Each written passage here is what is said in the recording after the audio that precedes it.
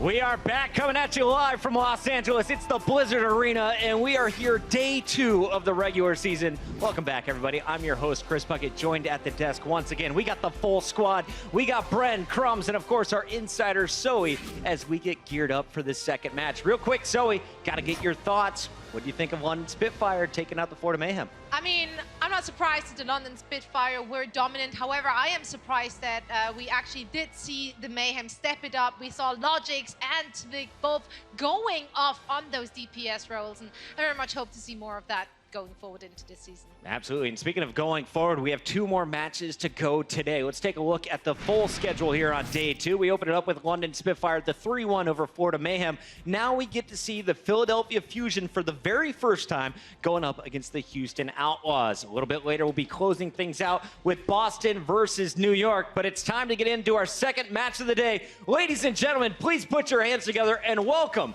the Philadelphia Fusion.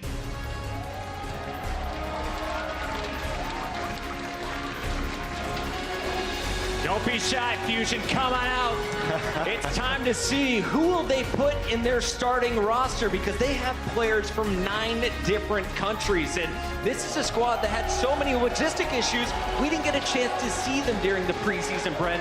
What are your expectations for this squad coming into today? Yeah, so like you mentioned, they didn't play in the preseason, so they had a bit of troubles with that, and they are unknown coming into this now. However, I do know, I've spoken to a couple of the European Overwatch players as well, and they have been screwing with their European roster. They've been practicing with mainly them, which is why you can probably see all the players out there, with the exception of Carpe, are sort of the European-based players there, and that's what they're going to be rolling out with today. And there you see a key factor. Carpe is such a player, a shining player on the Tracer. When you see the starting lineup, though, Crumbs, who are you looking at? I'm looking at Boombox, actually. I think that the Zenyatta right now plays such a pivotal role in deciding these games, that if he's able to not only save his team with a good Transcendence, but also have some great snipes out and help his Tracers in the 1v1, he can just take over a game in a silent position. All right, Zoe, I know you play support when we 6-stack. He already picked Boombox. Who are you watching in this matchup? Oh, you know what? I'm going to go for the easy one and actually highlight their DPS duo with Carpe and Shadowburn. They already have a pre-existing energy. They play together in phase, where arguably one of the best contenders won a DPS duo we have. So I can't wait to see them on this big Carpe stage. and Shadowburn, keep your eyes on the DPS duo, because they're going to have their hands full with this next squad. Ladies and gentlemen, give it up for the Houston Outlaws.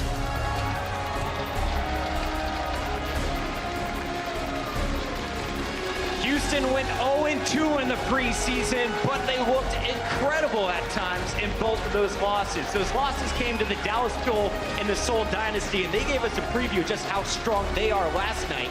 But how strong is this Houston lineup coming in?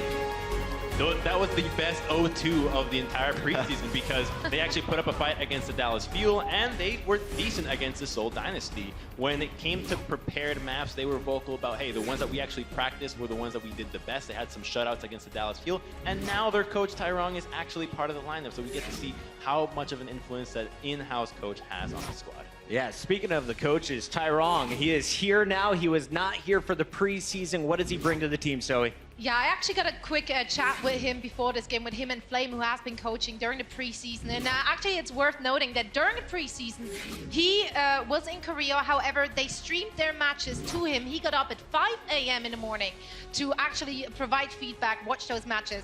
And now that he's here, he has more time to actually focus on the individual players here. He said they looking a lot at team compositions and also communication.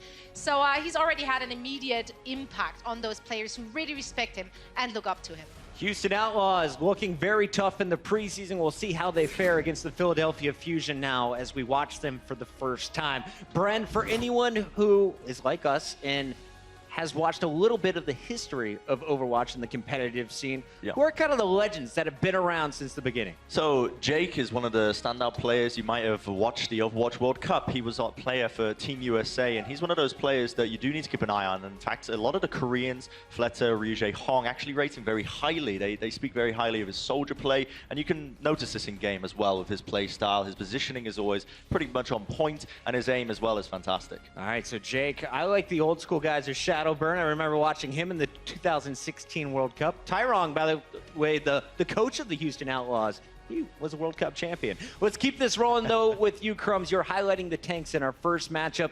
We know that the tanks, they were the first ones hired for both of these teams. You saw Muma and Coolmat for the Houston Outlaws hired first. On the other side, for Philadelphia Fusion, the very first signed player was Fraggy on the main tank. Yeah, I'm really looking forward to the Outlaws tanks right now. Muma and Coolmat being able to play Winston and D.Va very well, and those two heroes are so important right now in the current meta that they create so much space to allow the DPS to shine between Linkser and Jake. If they can actually push the front line back and allow their DPS to shine, everybody just looks so much better. So it sounds like our match is just about ready, so let's jump right into our predictions, starting with you. First time watching Philly going up against the known Houston Outlaws.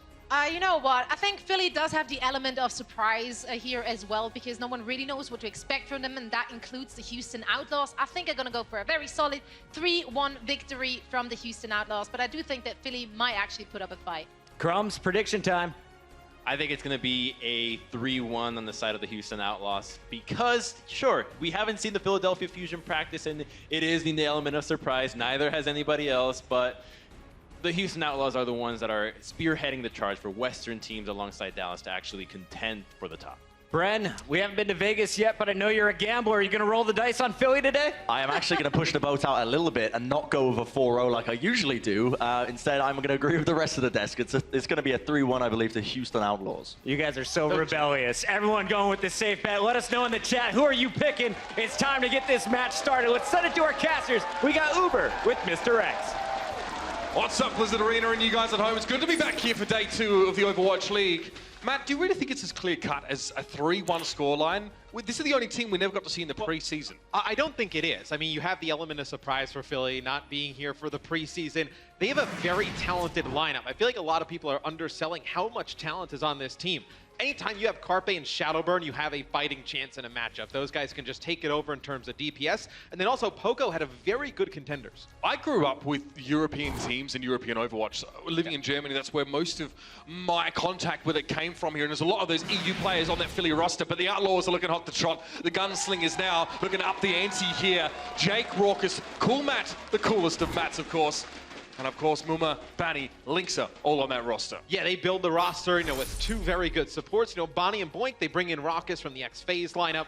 They put together a really good support staff. You see the map set for this series. It'll be Dorado to kick things off.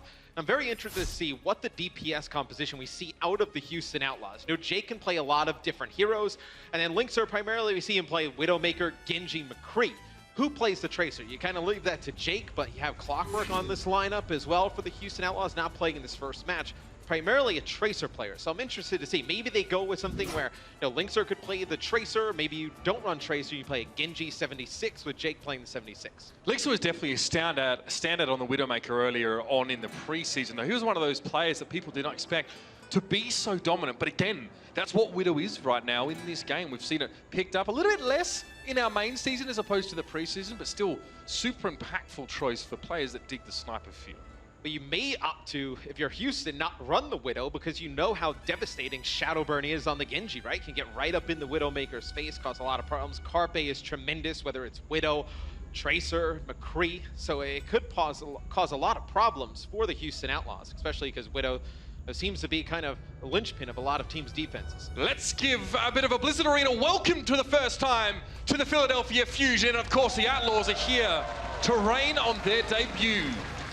Just about to jump into Dorado here, and you can see the Houston Outlaws to defend to start with. Jake on the 76, Linkser on the Tracer mat, so you definitely hit pretty close to home earlier on.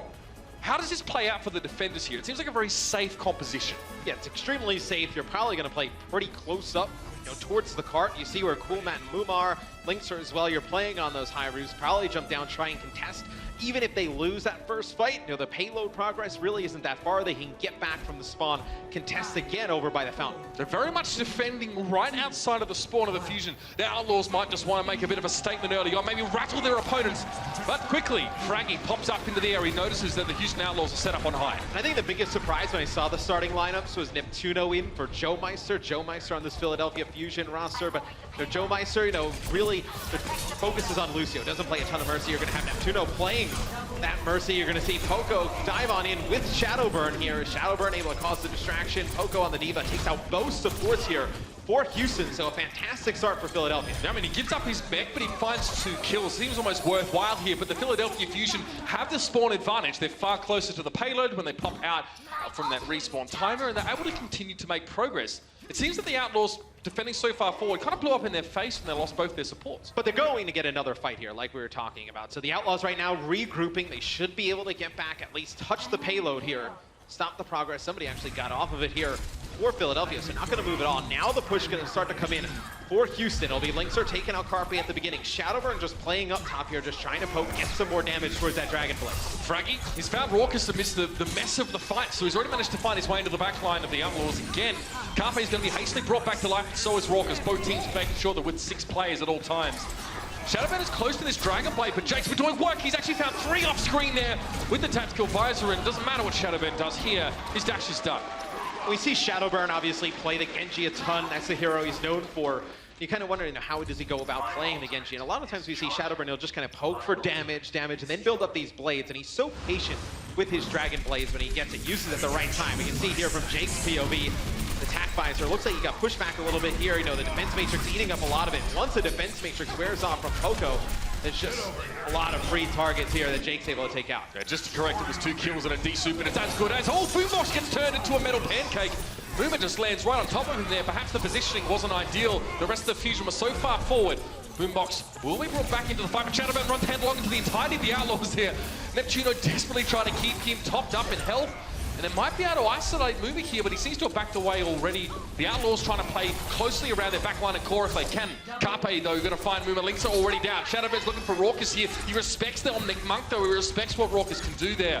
He's going to take his time again. This is Shadowburn being quite the conservative Genji. Yeah, Boombox does have that Transcendence if they need it here. Carpe with a Pulse Bomb on a Raucus. Shadowburn will take out Bonnie. That'll be point A taken by the Philadelphia Fusion. You hold on to that Transcendence so you have it for this next fight. Because look on the side of the Houston Outlaws, you're going to have another attack visor here, a self-destruct, you have a Pulse Bomb, a lot of heavy ultimates coming in for Houston. Fusion want to push forward a little bit early on. You can see they've already tried to assume this high ground again. Want to make it hard for the Outlaws to regain pole position. And of course, defender's advantage when you got the higher ground, as Hex mentioned in that previous game. The thing that I worry about for Houston in the next fight, we talked about how many ultimates they have and how great it is the Dragon Blade from Shadowburn. You don't have a Transcendence or a Valve to get away. He's going to pop the Dragon Blade, and it doesn't really get a lot for it, right? He gets Bonnie there at the end, but just he's such a target. Once he pops that blade, it allows his teammates to push on through, pick up 2 more kills. There looks like there's one person contesting the payload here. It's going to be Moomer. He will fall. So now it's going to be the Philadelphia Fusion gaining some more progress, going through our second point. Seems like an awfully drawn-out fight there. It kind of looked like we had 2 stages of play. First, it was Shadowburn going in with a Dragon Blade, trying to find something, and then a couple of his Outlaws players got picked off by Poco. Of course, French player previously on Team called Gamers Origin was actually an incredible Genji before he switched to playing this flex tank role for his team. He's an amazing Zaya. He had some of the best stats we've seen in the contenders, but now it might be a self-destruct attempt. No, playing it safe. He sees the Transcendence in over the fight. Poco's just going to give it a bit of respect here, but he sees now the tank of the enemy team dive into his backline. He realizes he can't peel. He needs to go and try and counter dive himself, but he gets de-shooted in the midst of the entire enemy team, and Jake is going to be able to find him. Yeah, Fraggy's Primal Rage forces out Raucus to use the Transcendence a little bit earlier than he probably would have liked to. Neptuno uses the Valkyrie. That'll force Bonnie to use his Valkyrie. Brings Moomer back into the fight. You see Shadowburn here just on the payload, just getting some more damage. The Transcendence comes out from Boombox. Now it's going to be Moomer using his Primal Rage, trying to keep this one going for the Houston Outlaws. Fraggy with a big kill there on a Raucus. Going to be a self-destruct for Coolman. He needs to get back in his mech. He's trying to avoid getting killed before, and he does. He jumps right back in. The extra health is going to be a lot of help to him now, as he's getting bared down upon by Shadowburn and Carpe. You can see where the targets are for these divers here. Shadowburn's going to go for the Blade, though. It's Bunny first to fall. Looking for another, but the recall making it hard for him to follow Linkser's positioning, but Coolman just steps into it. Carpe's found Linkser as well, and that will be the Fusion making progress. This is good time for the first showing of the Philly boys. It's a 15 kill streak there for Shadowburn. I believe we saw the stats on the side, 18-1. This moment in time, and a lot of times we see Genjis, they end up using their Dragon Blade, and then the Transcendence comes out, and they're not able to get anything with it. Usually when you see Shadowburn use that Dragon Blade, they've already forced out the Transcendence. He makes in another way. sure. Yes, he only uses it when he knows that there's no support ultimates on the other side. They had Fraggy force out the Transcendence early, then Bonnie had to use the Valkyrie to bring back his tanks into the fight. allows Shadowburn to use that blade to great effect. Looks like with no ultimates, really, except for the Pulse Bomb, the Fusion are happy to let that Tactical Visor herald the beginning of a lost fight for them. They're going to be happy to back away on this one, knowing that they've drawn that key ultimate away from Jake. But beware, Philadelphia. There is a Pulse Bomb waiting in the wings for Linksa. Raucus has a Transcendence, so the Fusion haven't drawn as much out of their Outlaws as they maybe think. We see Jake now go back to the spawn. He'll switch off of the Soldier 76. He'll go over to Junkrat. Junkrat's going to provide a lot of damage in these close quarters areas with the squishy heroes on the other side, the Genji and Tracer. Can you play high ground against the Junkrat if you're the Fusion here? I mean, you can try. I don't think you really could. I mean, if you wanted, right? I mean, you could run a Zarya and run it right into the Junkrat, eat up a lot of that damage, and use it offensively. It'll be Carpe that takes out Jake at the beginning of the fight, so you lose all that damage. It's going to be Bonnie using Valkyrie, bringing him back on in. But more kills here starting to go in way of Philadelphia. Starting to be a good look for them here in this fight. Jake finds Carpe there with the bind. Carpe's going to be brought back into the fight pretty much immediately, and he makes good on that. He's found Jake not once but twice there, dealing with that Junkrat, of course, and his tire. A lot of damage there being taken away. Boombox on towards Mumi here, and Shadowburn has a blade again. Conservative, waiting for an opportunity to use it, and he didn't have to, which is so big for the Fusion, saving those ultimates for what might be the last fight. Most interesting part of this last fight will be Shadowburn with his blade, Raucus with the Transcendence. Can they force the Transcendence out of Raucus before using the Dragon Blade, then get the cleanup kills with the Dragon Blade to put this in Philly's favor? Shadowburn falls back again, blade awaiting. Oh, he's not going to get a chance to use it. Jake gets a double mind kill. Both Shadowburn and Carpe fall down. All of the damage for the Fusion being taken away in a breath. And that is Junkrat against these low HP heroes. The double mine there takes out a lot of the damage from the Philadelphia Fusion. They are forced to back out. And now with only 60 seconds left, it leaves them in a tough spot. Maybe you can have Carpe get behind enemy lines when he gets his Pulse Bomb, landed on the Raucus, force the Transcendence out that way. But you see Bonnie already, rolling up towards Val. Carpe lands the Pulse Bomb, doesn't force the Transcendence out though. That's so big though. You see, I think Bunny was trying to get a res on Jake, but he got knocked away. He wasn't able to bring his teammate back. Poco's playing a little bit dangerously here, but it was inside the healing of the Transcendence. He's able to resuit, get back in the fight, a step chin and a fall to a Pulse Bomb, and Carpe's found Mumi here. Again, Carpe on the wrong side of this fight. Payload gets there in the end. A lot of confusion. These fights have been so weird to watch in this match so far. I believe it was Coolmat who went past the payload and went towards that support line of Philadelphia, was not able to make it back towards the payload. But it's interesting, so Philly uses their Transcendence. Raucus actually uses his Transcendence to keep his team alive, right? Because there's so much healing coming down from the side of Philly. You need to keep your team up through that. So he ends up using his Transcendence. Then Poco throws his self-destruct on top of the payload, and it forces the members of Houston back towards their spawn door.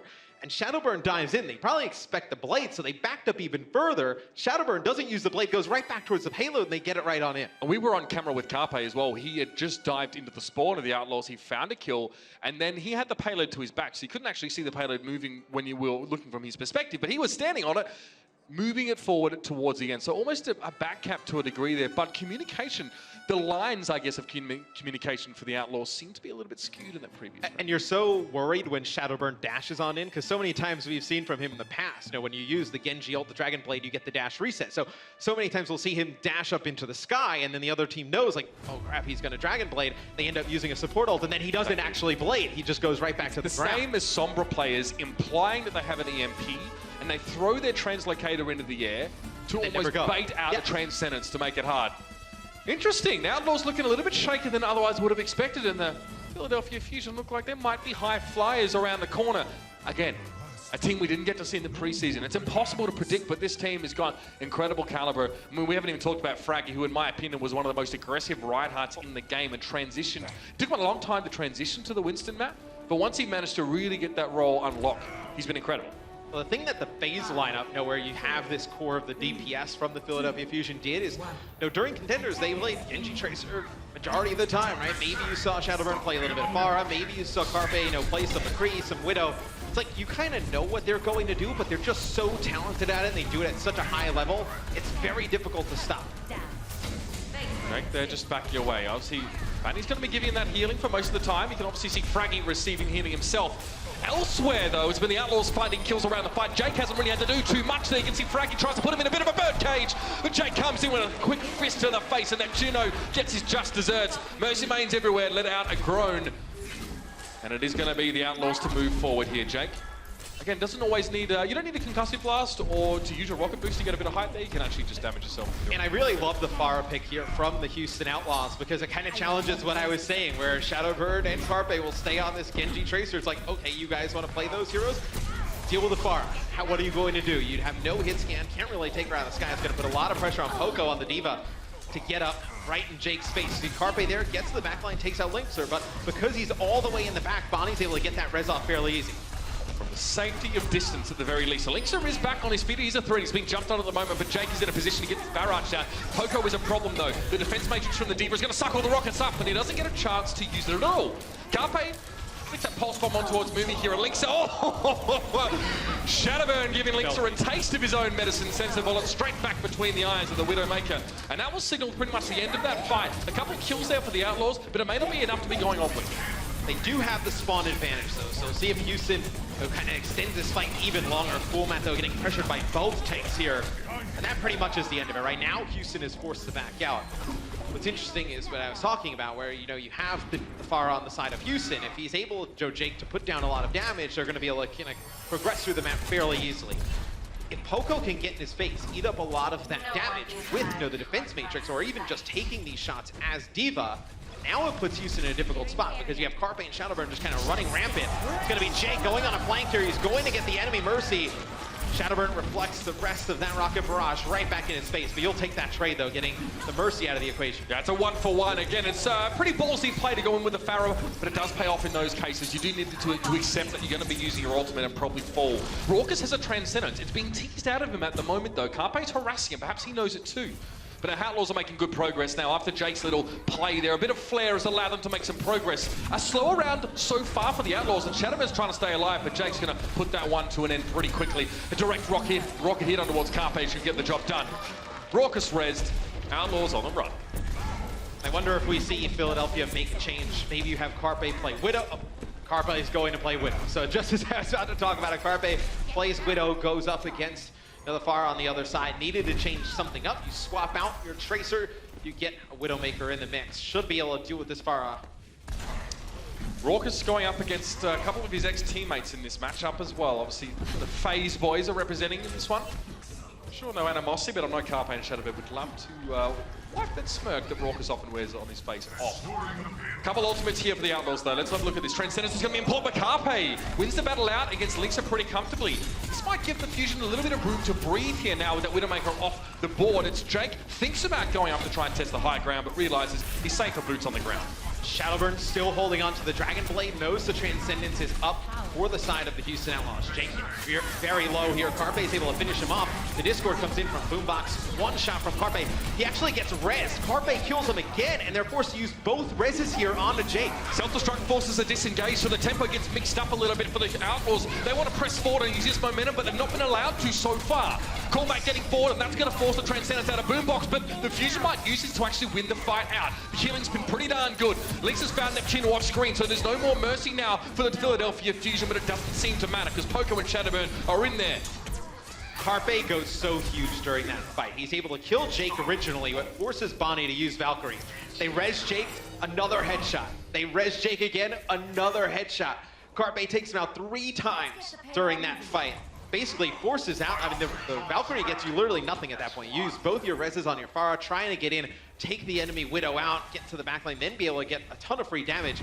It's huge plays from Carpe. So he's going to force Jake to switch to the Genji now. Cool Matt again goes forward, takes a bit of damage, perhaps just sees what he can find with that. It buys the Outlaws a little bit more progress on the ground. It's the entirety of the Fusion worth putting that one D.Va under scrutiny. Primer rate for Fraggy here. I wonder what is supposed to come of this. Carpe's fallen to Linkser, so finally the Finn player gets the win in that head-to-head on the Widows. Shadowburn falling to Coolmat here. This might be the opportunity for the Outlaws. It's a 6v4, v3, v2, and now all of Fusion pretty much being cut aside, decimated here. And it's been very, you know, safe play here for the Outlaws coming forward. They're sticking together and they're fighting their picks, man. I think the idea there from Fraggy was maybe use the Primal Rage, get onto Raucus, and force the Transcendence out, because on their offensive side, that's what they use their Primal Rage to do. Fraggy on the offensive side popped the Primal Rage, got right on top of Raucus, he popped Transcendence right away. So maybe the play was there from Philly, use the Primal Rage, get on top of Raucus, force the Transcendence out, then maybe have Shadowburn pull out that Dragon Blade, because he's still holding on to it. 2 minutes 30 is what the Outlaws have to get towards the end of the map. The Philadelphia Fusion still have half a minute in the back pocket. Boombox is picked off early, which is normally what he does to his opponents, so that must smart, but he's going to get rezzed immediately. Jake, if you've bitten off more than you can chew, no. Around the corner, Banner to heal him up just a little bit more, and Jake's just going to try and get a bit of his own space here. The Valkyrie being drawn out of the Fusion, though, as Frankie's back on his feet fighting fit. Philly's going to invest the Valkyrie in, so you expect the push to come on through. It's going to be Houston backing out a little bit. Houston has a lot of ultimates to use here, Mitch. They have their own Valkyries, still with the Transcendence. They're going to lead the way here with this self-destruct. Oh, it's going to be Moonbox taking out Jake before he can use that Dragon Blade. It's going to be the Transcendence used from Philadelphia as well, so investing both support ultimates into this fight. These two teams are so scrappy. You can see how much they love to brawl and go back and forth, but it's been very, very hard to see a clear winner in many of these fights.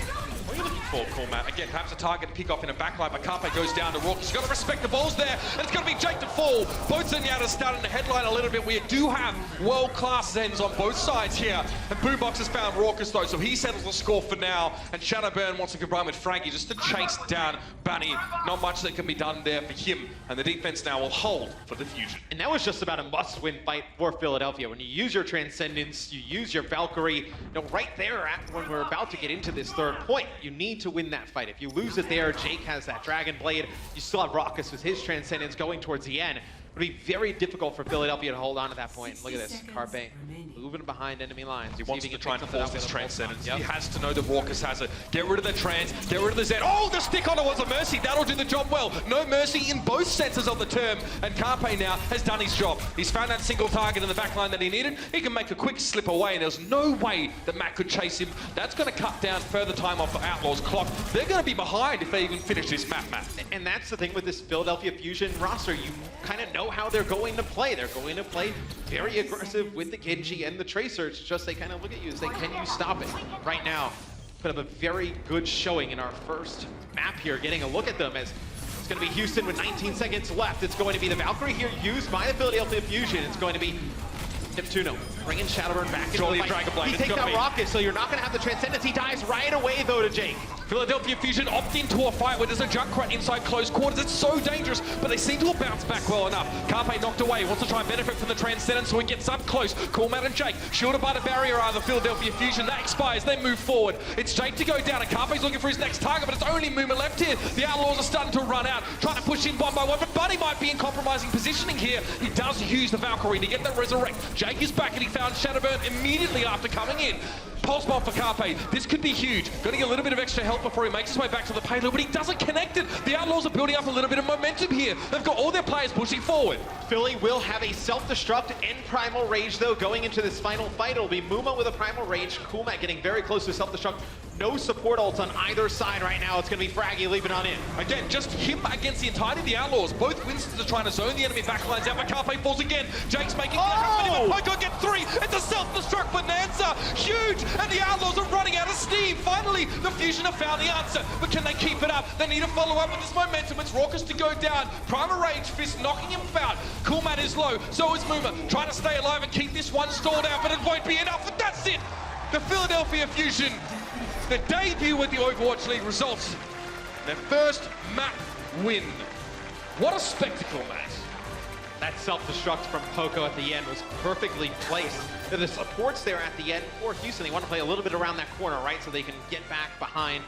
They just got caught out a little bit too far. The self-destruct lands in the perfect spot, connects on 3 players, and after that you have your Primal Rage. Things fall apart for Houston. Poco, remember the name. You might not have known him before, but you better get used to it now. This man is here to stay, and so are the Fusion. And thank God for that. We're going to head to a quick break, ladies and gentlemen. When we return, it's back to just around the corner, and this is one you do not want to miss. The Overwatch League is brought to you by Omen by HP and by Intel. Protect the payload.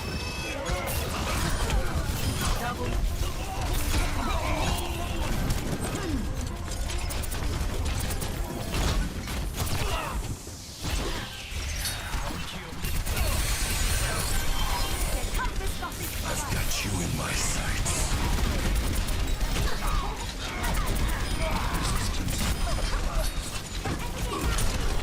Get over here. Double.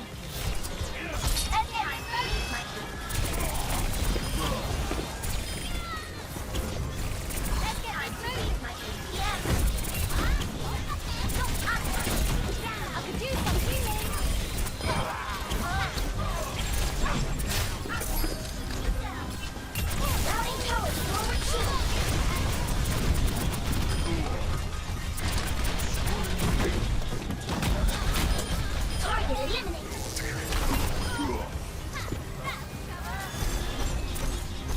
is disquiet in your soul. Gemeinsam kämpfen wir. Experience tranquility. Heroes never die.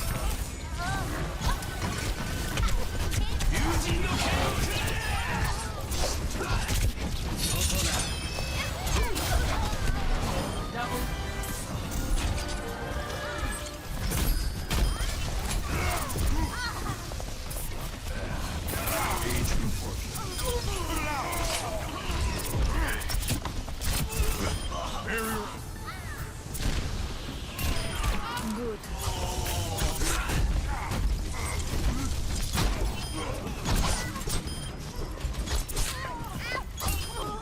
Protect the payload. Gemeinsam kämpfen wir. Watch over you.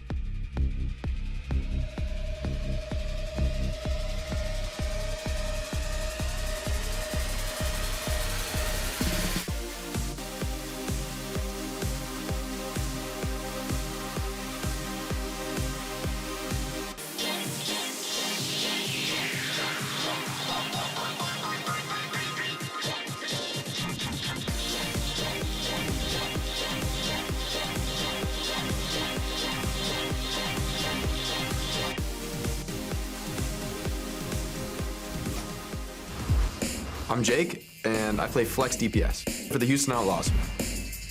I chose the name Jake in game because I feel like there's something meaningful about using your real name in a place that's so, anonymous normally.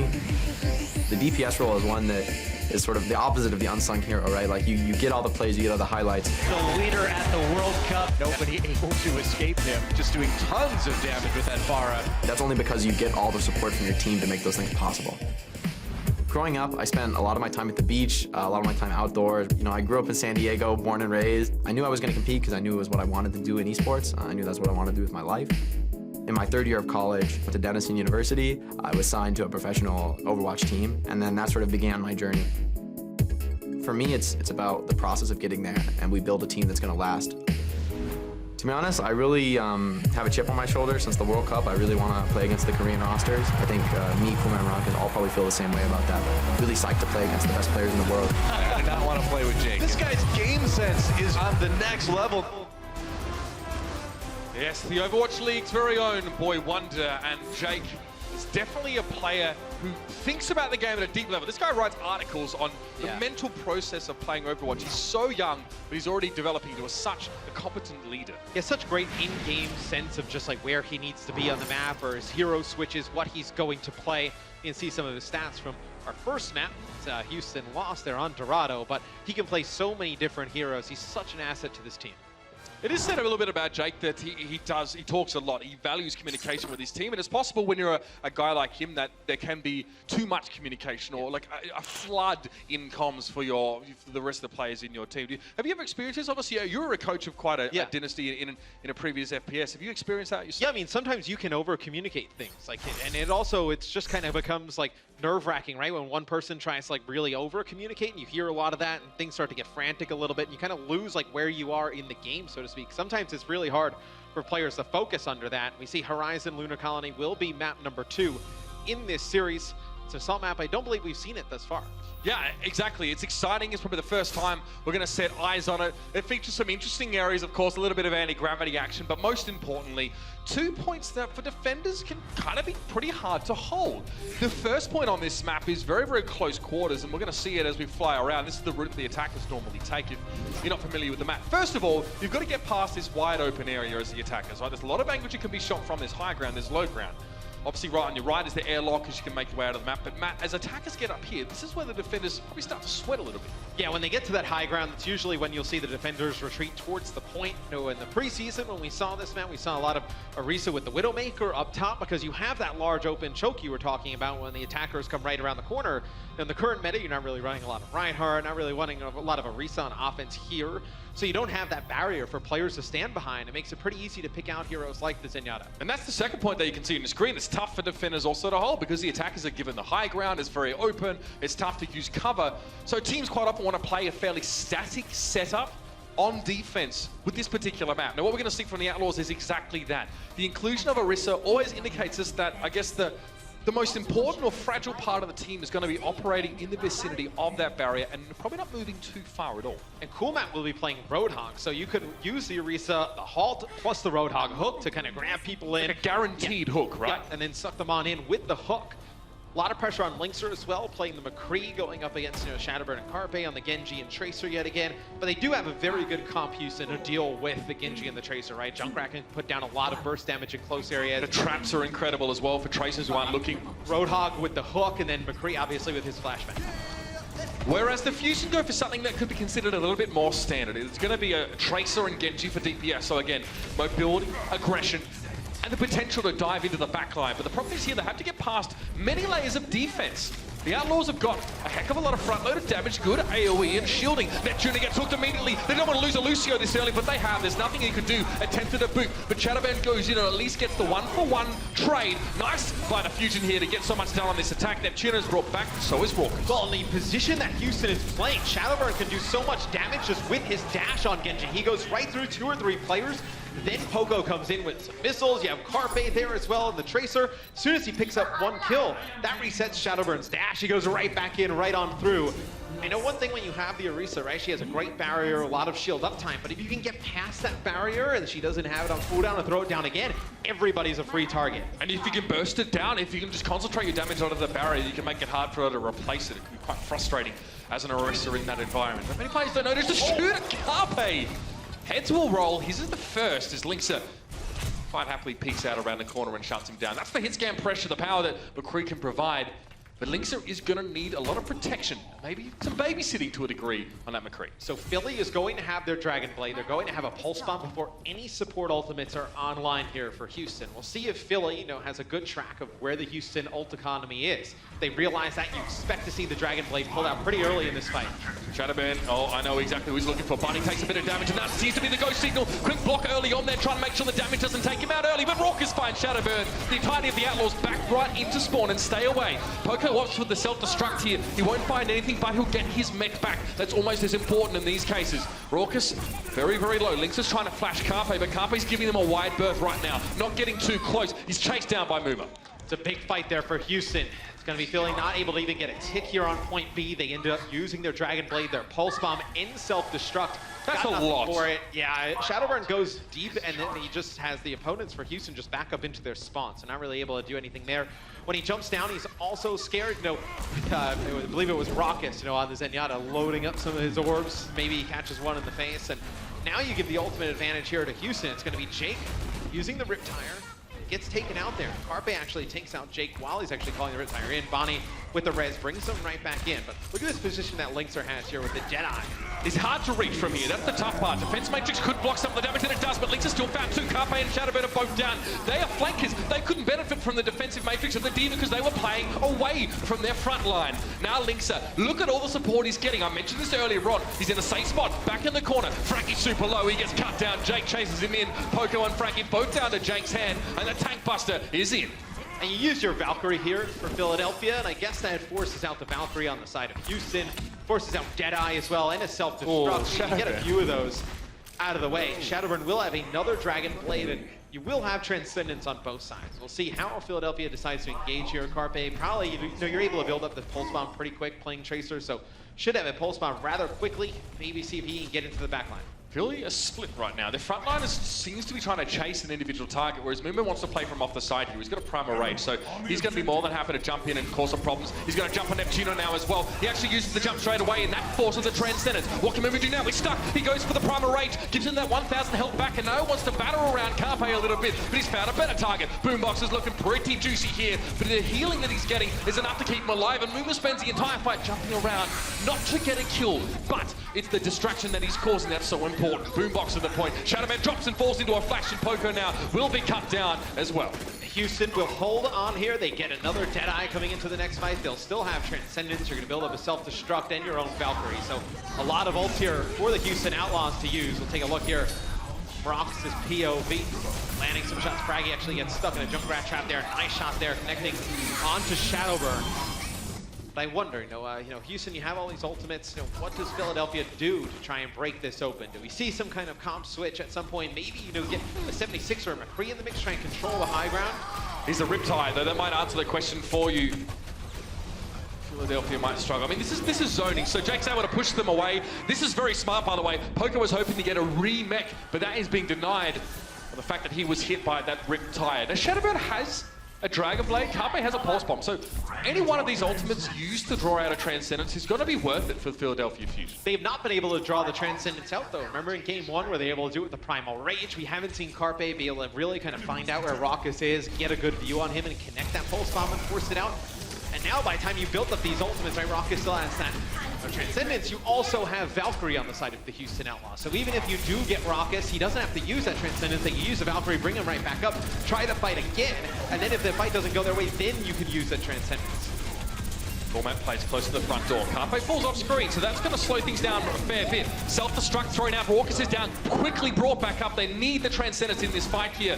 And Lynx is a little bit out of position. You see Poco up behind him. Yes, he needs support on that McCree. He didn't have any from where he was standing. Now Jake just trying to go willy-nilly, throw some of these mines into the action. Play close if he has to. Drops a trap down, but Lynx has been down again by Carpe. Jake now comes in, found Frankie there. With that right click, it's going to send the Riptide forward. The Transcendence can't heal through burst damage, and that Chino couldn't survive it.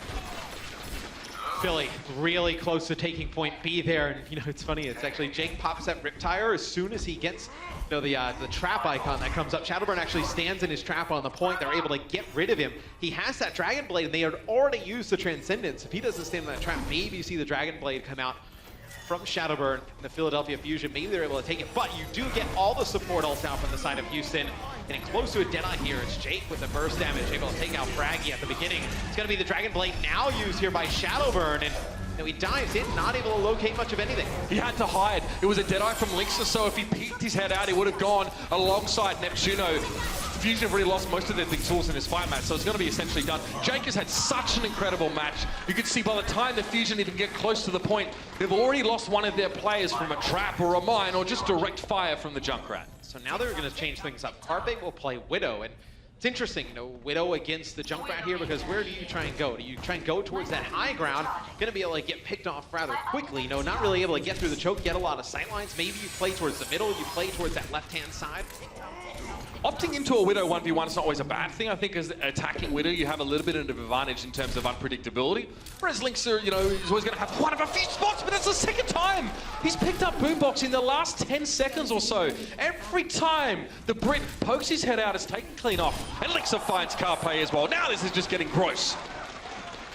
The pushes don't even begin to formulate for the Philadelphia Fusion, because you have just players dropping at the hands of Lynxer from range.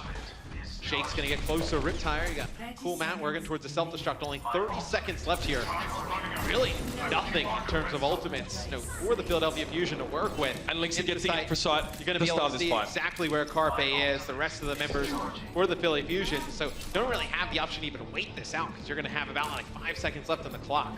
2 ticks for the Fusion, 1 more required to capture the entire board. Cool Matt's waiting. He knows what the tanks are going to do. He knows he can respond now with this self-destruct. Big ultimates available for the Outlaws, and Jake's found Boombox with an early Riptire. Lynx is sitting back, looking for the Tracer. Just Lynx's presence alone on the Widow forces Carpe not to step onto the point. And that is going to be the end of the round. The Fusion fail to complete the map. Jake on the Junkrat just denies that high ground access for the Philadelphia Fusion when they were running the Tracer and Genji. That kind of traditional dive composition. Then they switch over to the Widow. They're not able to win that Widow v Widow battle. Linkser versus Carpe. Not really able to make any progress, no, really outside of that one fight that ends up going sideways when Shadowburn steps in the trap. They were very close to taking point B if they may have gotten that Dragon Blade off. So this is a map as an attacking team that those early picks mean very little if they're not followed up on almost instantly. The defenders spawn, much like Temple of Anubis, right behind the point. It doesn't take them long to get back into the fight. If you can't capitalize on the absence of the opponent that you just picked off, it's not going to be worthwhile. You need to commit a lot of resources as an attacking team to controlling the point, to setting up, to having a sustainable base of operations, you could say. I mean, high ground is something that teams have often used on this map, you know, working up onto that platform, pushing back the enemy tanks, setting up with your hit scan, Widow, 76, whatever you like to make it work. But for the Fusion, now we're starting to see the first sort of evidence of them coming up against a brick wall and not quite knowing how to get through it. So this is pretty cool. So Philly on defense, you'll have Fraggy play the Orisa, you will have Carpe play the Widowmaker. So this is what we were talking about when we saw in the preseason, right? You know, maybe you have Neptuno pocket Carpe with that damage boost from Mercy, and you're able to have him behind the Orisa shield up top. Houston, at least what it looks like right now. This is something that we saw Seoul Dynasty do on Horizon Lunar Colony. During the preseason, they ran, oh, well, it looks like they're going to make some changes. So Bonnie was on Moira. What we saw Seoul do was run Moira with the EMP, and they were able to just push on in, get so much healing. It's a little bit of a variation of that comp, because you have Raucus playing the Sombra now, probably get that mega health pack towards the right-hand side, farm that for a little bit, get on the point, use that EMP. A good EMP is pretty much a one fight at this level, and Raucus, we definitely know him for his Sombra play. It's always been a pocket pick of his, so he takes control of this health pack, which effectively gives control of this area to the Outlaws. The Fusion can't really push in and fight when there's no health pack available to him. Raucus is now on reconnaissance, get some information. He might just tickle the point here to force some players back. It's going to be very difficult for Carpe to play into this, because he's so focused on Jake as Stafara, but you also have Raucus on the flank here as Sombra, and so it's interesting. Philly doesn't really worry about Sombra on the backside of the point. They take the fight towards the front. Now they're going to work their way back to deal with Raucus. Raucus is more than happy just to try and get away. What I find so interesting about this is that you've got a third of your entire team committed to kind of being behind enemy lines. I don't think that Bunny actually wants to necessarily be pocketing Raucus right now, but he's got no option. He's got no safe way to get out. This might be time for an EMP. He's thinking about it, and Boombox is going to be the first to fall. His shields are stripped away, and so is his health. Neptuno second. Raucus has opened this fight up like a nice little oyster, and now they're enjoying the sweet insides. The point belongs to the Outlaws. All it takes is a good EMP, and Sombra has it all hacked up. Just shows you what an EMP can do for a team. You talked about it, an EMP at this level of Overwatch is pretty much a one fight. Great EMP used there from Raucus. And do they, okay, so they're going to change up. I was going to say, do you stick with the Sombra going into point B? But point B's so kind of spread out. You can have your team on the defensive end. Split and avoid being caught. Yeah, I mean, maybe you get one or two players caught in the EMP, and that really doesn't do much. Philly on defense, they'll have to not have a Junkrat to deny that high ground access. They'll go with the Genji Tracer combination. Linkser here uses a pulse bomb. Doesn't connect with anything. He tried to predict Boombox moving to the left, I think, and it wasn't quite right. Boombox was able to juke that one out. So Linkser gets caught out, realizes he doesn't really have the recall that he needs. And the Outlaws aren't going to commit too much more, I think, outside of this. They're looking pretty confident, like they got this one under control. For the time being. Obviously, you can look at the screen as well as the Outlaws on the attack, not on the defense. Sorry for that confusion. I've switched over for you. Self-destruct on the high ground. Is he going to force Jake down? He does catch Neptuno with that mine as he hits the ground. Yeah, Booma here, trying to get onto Boombox, directly around the corner. Boombox gets that little health pack, just trying to get away here. Booma finishing it off. This is looking great for the Houston Outlaws. It's a Riptire. D-Mac coming out from Jake. Finishes off Poco. Things are not going well for Philly here. No, desperately they're trying to bring Shadowburn back, but the Outlaws have already posted up on this point just a little bit more, and the round will be there. As you can see, Raucus is getting really pressured by Fraggy here. Of course, it's Fraggy's job to get rid of the squishing targets, but there's so much support for Raucus. He's being held up by Barney the entire time. Numbers are favoring the Outlaws right now, and so, it seems, is fate. Pressuring out, Transcendence available for Raucus if he needs it, but he's just not going to require it at this stage. They've got all the numbers on the point. Philadelphia, one by one, they can't trickle back in. Well, we've got a tied series here, a 1-1. The Outlaws have woken up. Make a strong statement here in a second. Raucus has a tremendous map playing the Sombra and Zenyatta for this team. He did a great job of holding on to those Transcendents, really getting a lot of value, not just kind of popping them when he gets near a Pulse Bomb or using them before Shadowburn uses his Dragon Blade. And then also I thought Jake was a big difference maker on the Junkrat, denying a lot of area. All right, it's time for our half-time break. We're going to be heading over to the desk after a short sojourn and to get their take on on how this game so far has transpired. The Overwatch League is brought to you by Omen by HP and by Intel.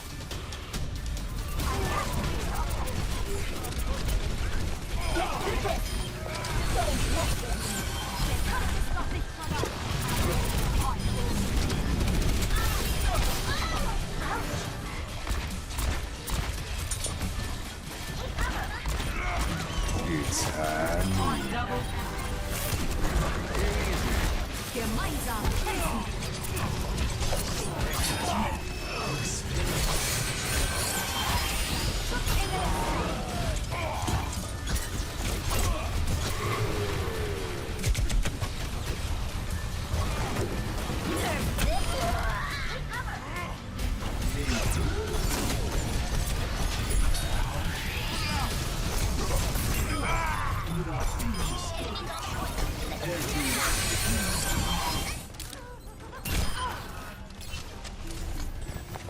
¿Qué onda? Apagando las luces.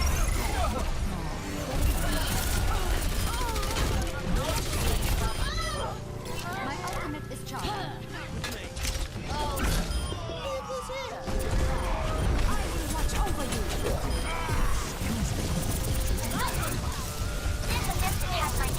Gemeinsam kämpfen wir.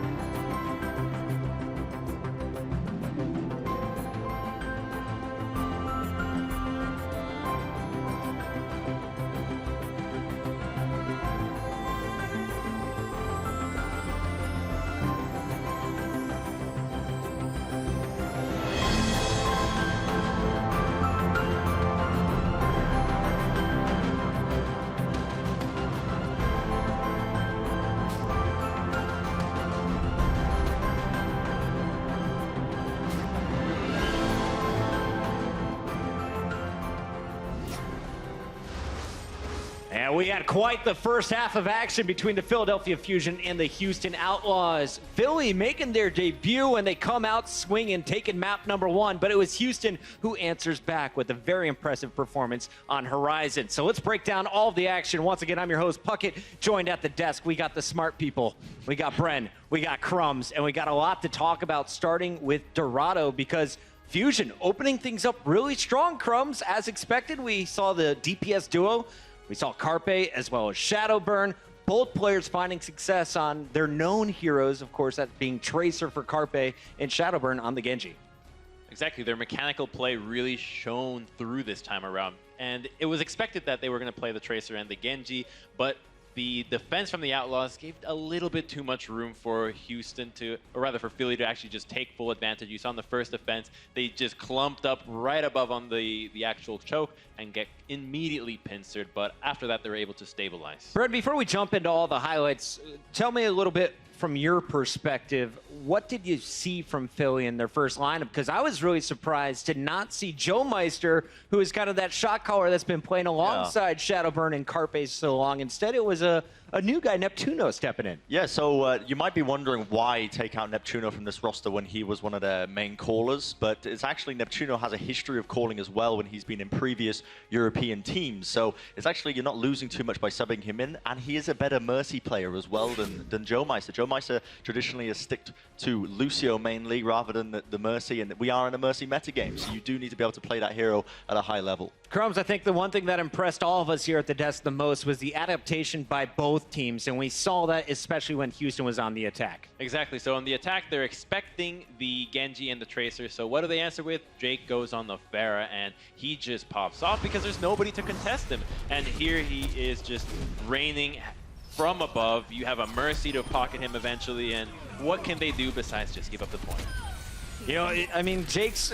It was pretty nice having the Pharah, but this is what I love. Yeah. Arpe gets off of the Tracer, goes to Widow, kills him once, finds the second one, and he's not done there. So this is the interesting thing, is Carpe, his adaptation throughout this game, you can look at this head-to-head, he absolutely destroyed this game. You look at his eliminations, the amount of pulse bombs he attached, his kill streak of 20, compared that to Lynx's 5, and he really shut down Jake in that first map, leading Philadelphia Fusion to the victory. Now, we gave a lot of props to the DPS from the Philadelphia Fusion. We gave some love to Neptuno, the Mercy, who's making a lot of the shot calls today. But really, the star of this game, the reason we didn't see an overtime or more rounds was this play at the end from Poco. The Diva, so strong all game long, but it's this explosion that picks up 3 and stops Houston after it looked like they had an incredible comeback to finish strong. Exactly. The Outlaws were looking like they're going to be able to zone off Philly from actually making it to the point. You had Muma pop his primal, go in, zone out everybody, but they just never expected that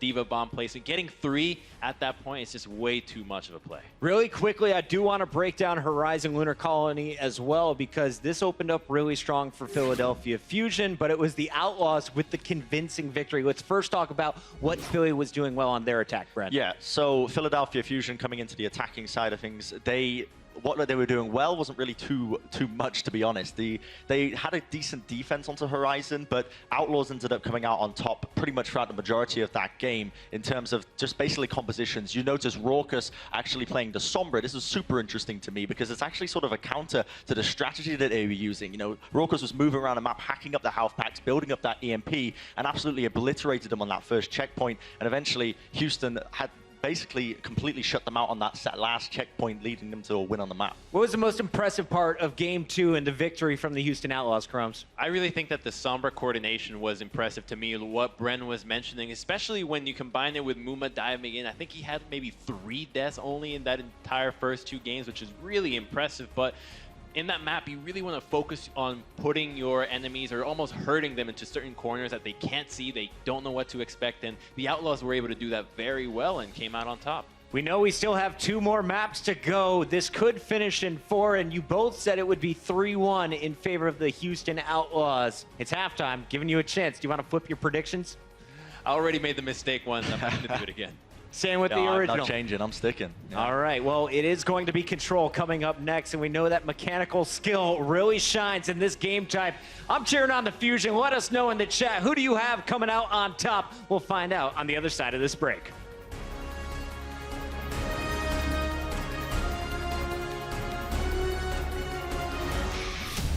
The Overwatch League is brought to you by Intel and Omen by HP.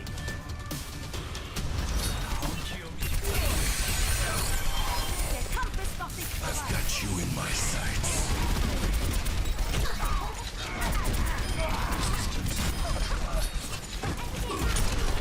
Get over here.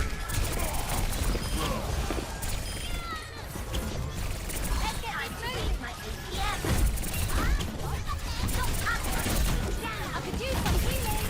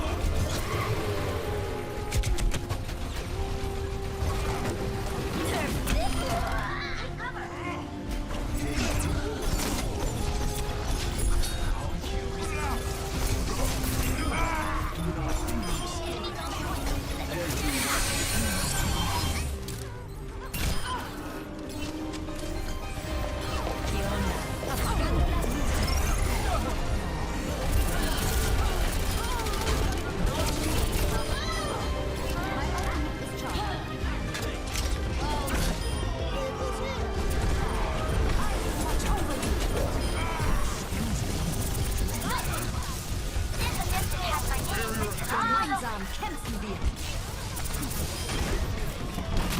Taking the point.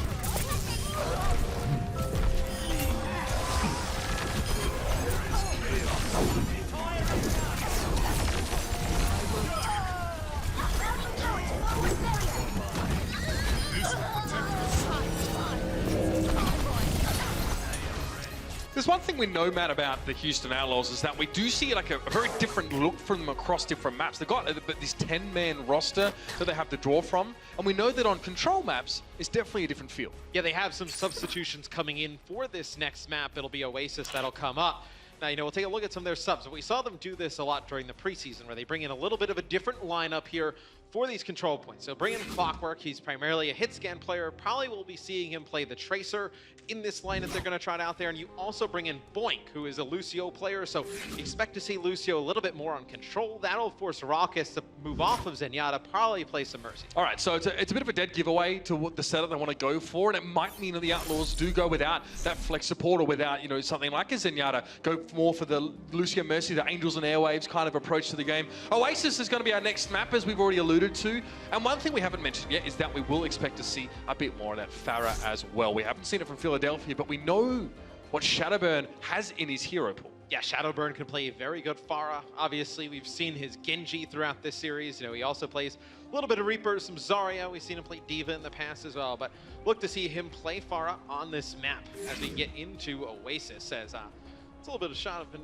Ilios there. I love me some Ilios, but we're going to go into Oasis here. And I do think it's interesting, Mitch, from the point that if they do want to switch Boink off of Lucio, what does he do? Then, because you have to reset both ultimate economies on both supports, right? Because most likely, if you move Boink off of the Lucio, he's going to go over and probably play Mercy, because you wouldn't want him to go play the Zen. You'd probably want Raucus to take up Zen or even Ana responsibilities here. So you're resetting the ultimates on both supports, which could be detrimental. Right, well, look, if you're going to switch Raucus off something like the that Mercy, you're going to have to get rid of the Pharah as well. So that would generally be the situation.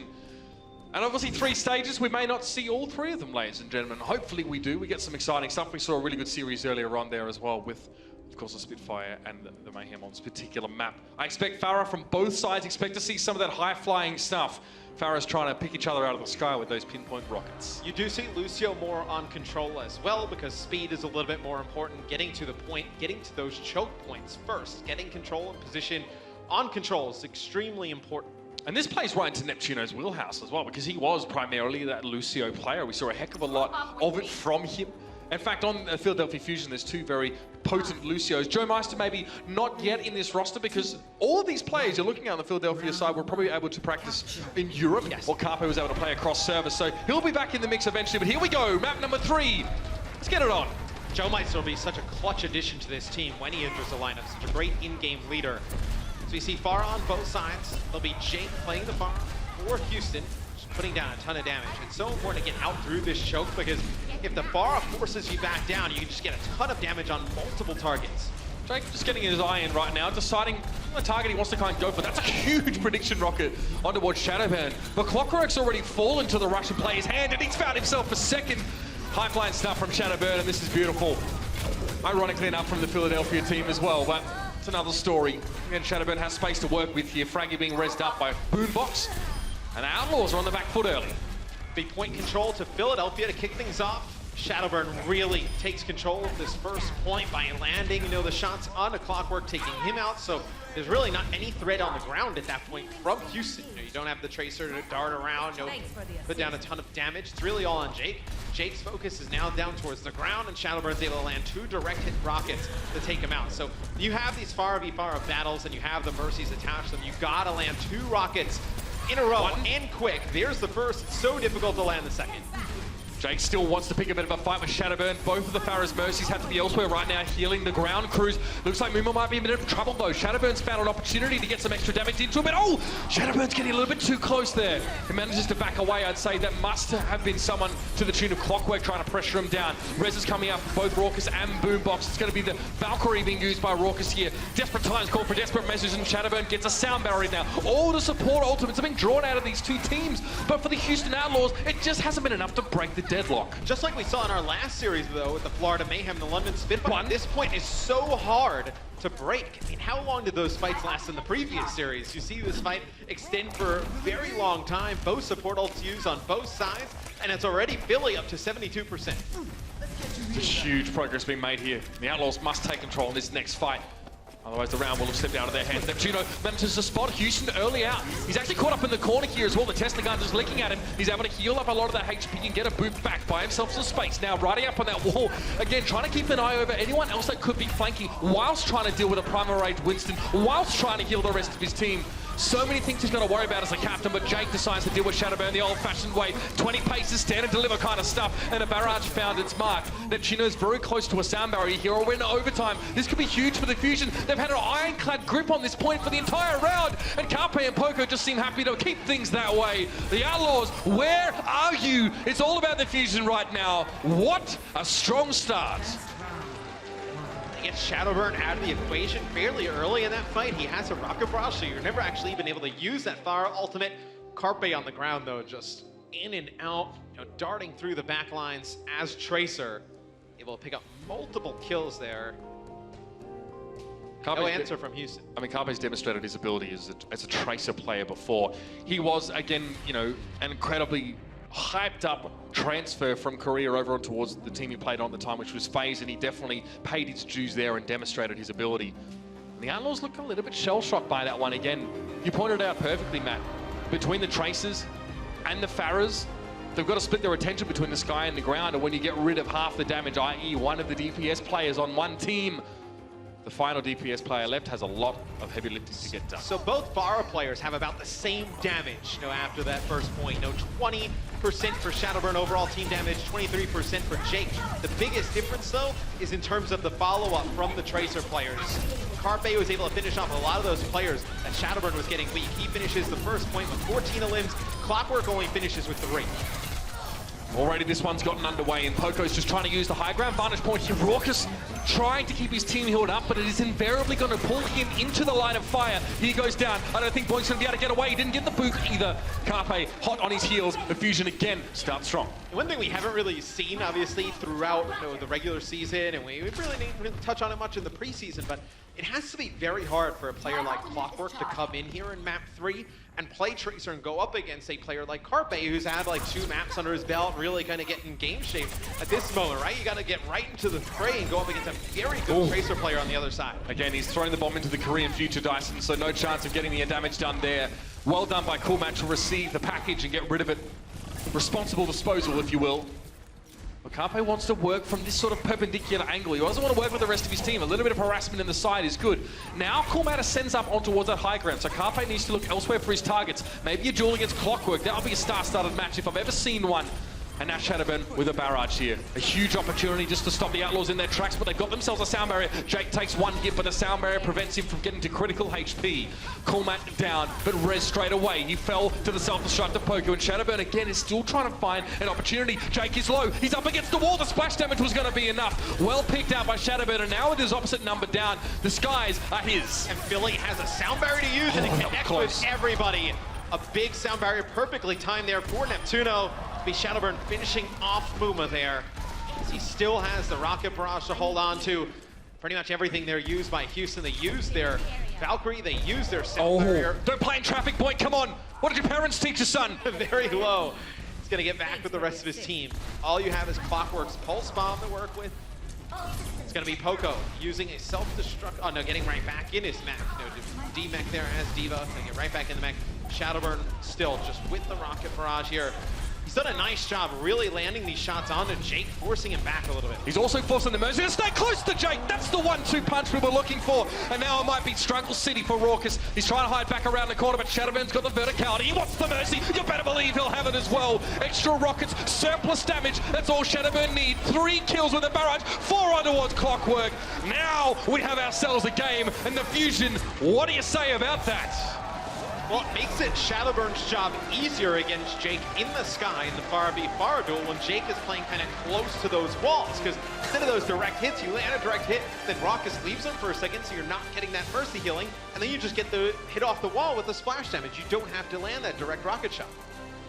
The Outlaws are looking beaten, battered and bruised. Perhaps they should get on the right side of the law next time. A failure to launch was what we saw from them. The Fusion are looking hot to trot. One more map in this one. Let's see if it goes all the way. Will the Fusion make a huge showing in their first match? The Overwatch League, we'll see you soon. The Overwatch League is brought to you by Omen by HP and by Intel. I require taking.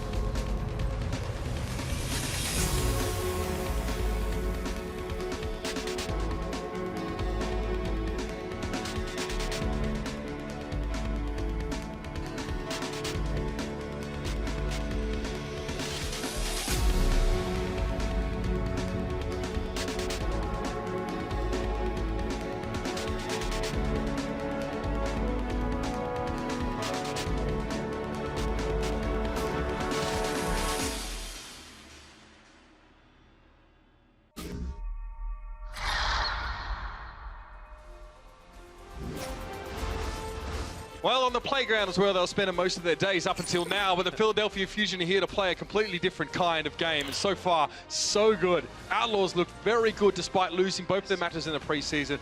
Philly have come out of nowhere, and this is quite insane to me, because they really only just arrived in the last few days, a week or so, and already they're showing this kind of caliber of gameplay. It seemed the thing that I was worried about with Philadelphia is whether they would have the teamwork and the coordination to get things done, and they definitely do. We have some subs coming in on the side of Houston.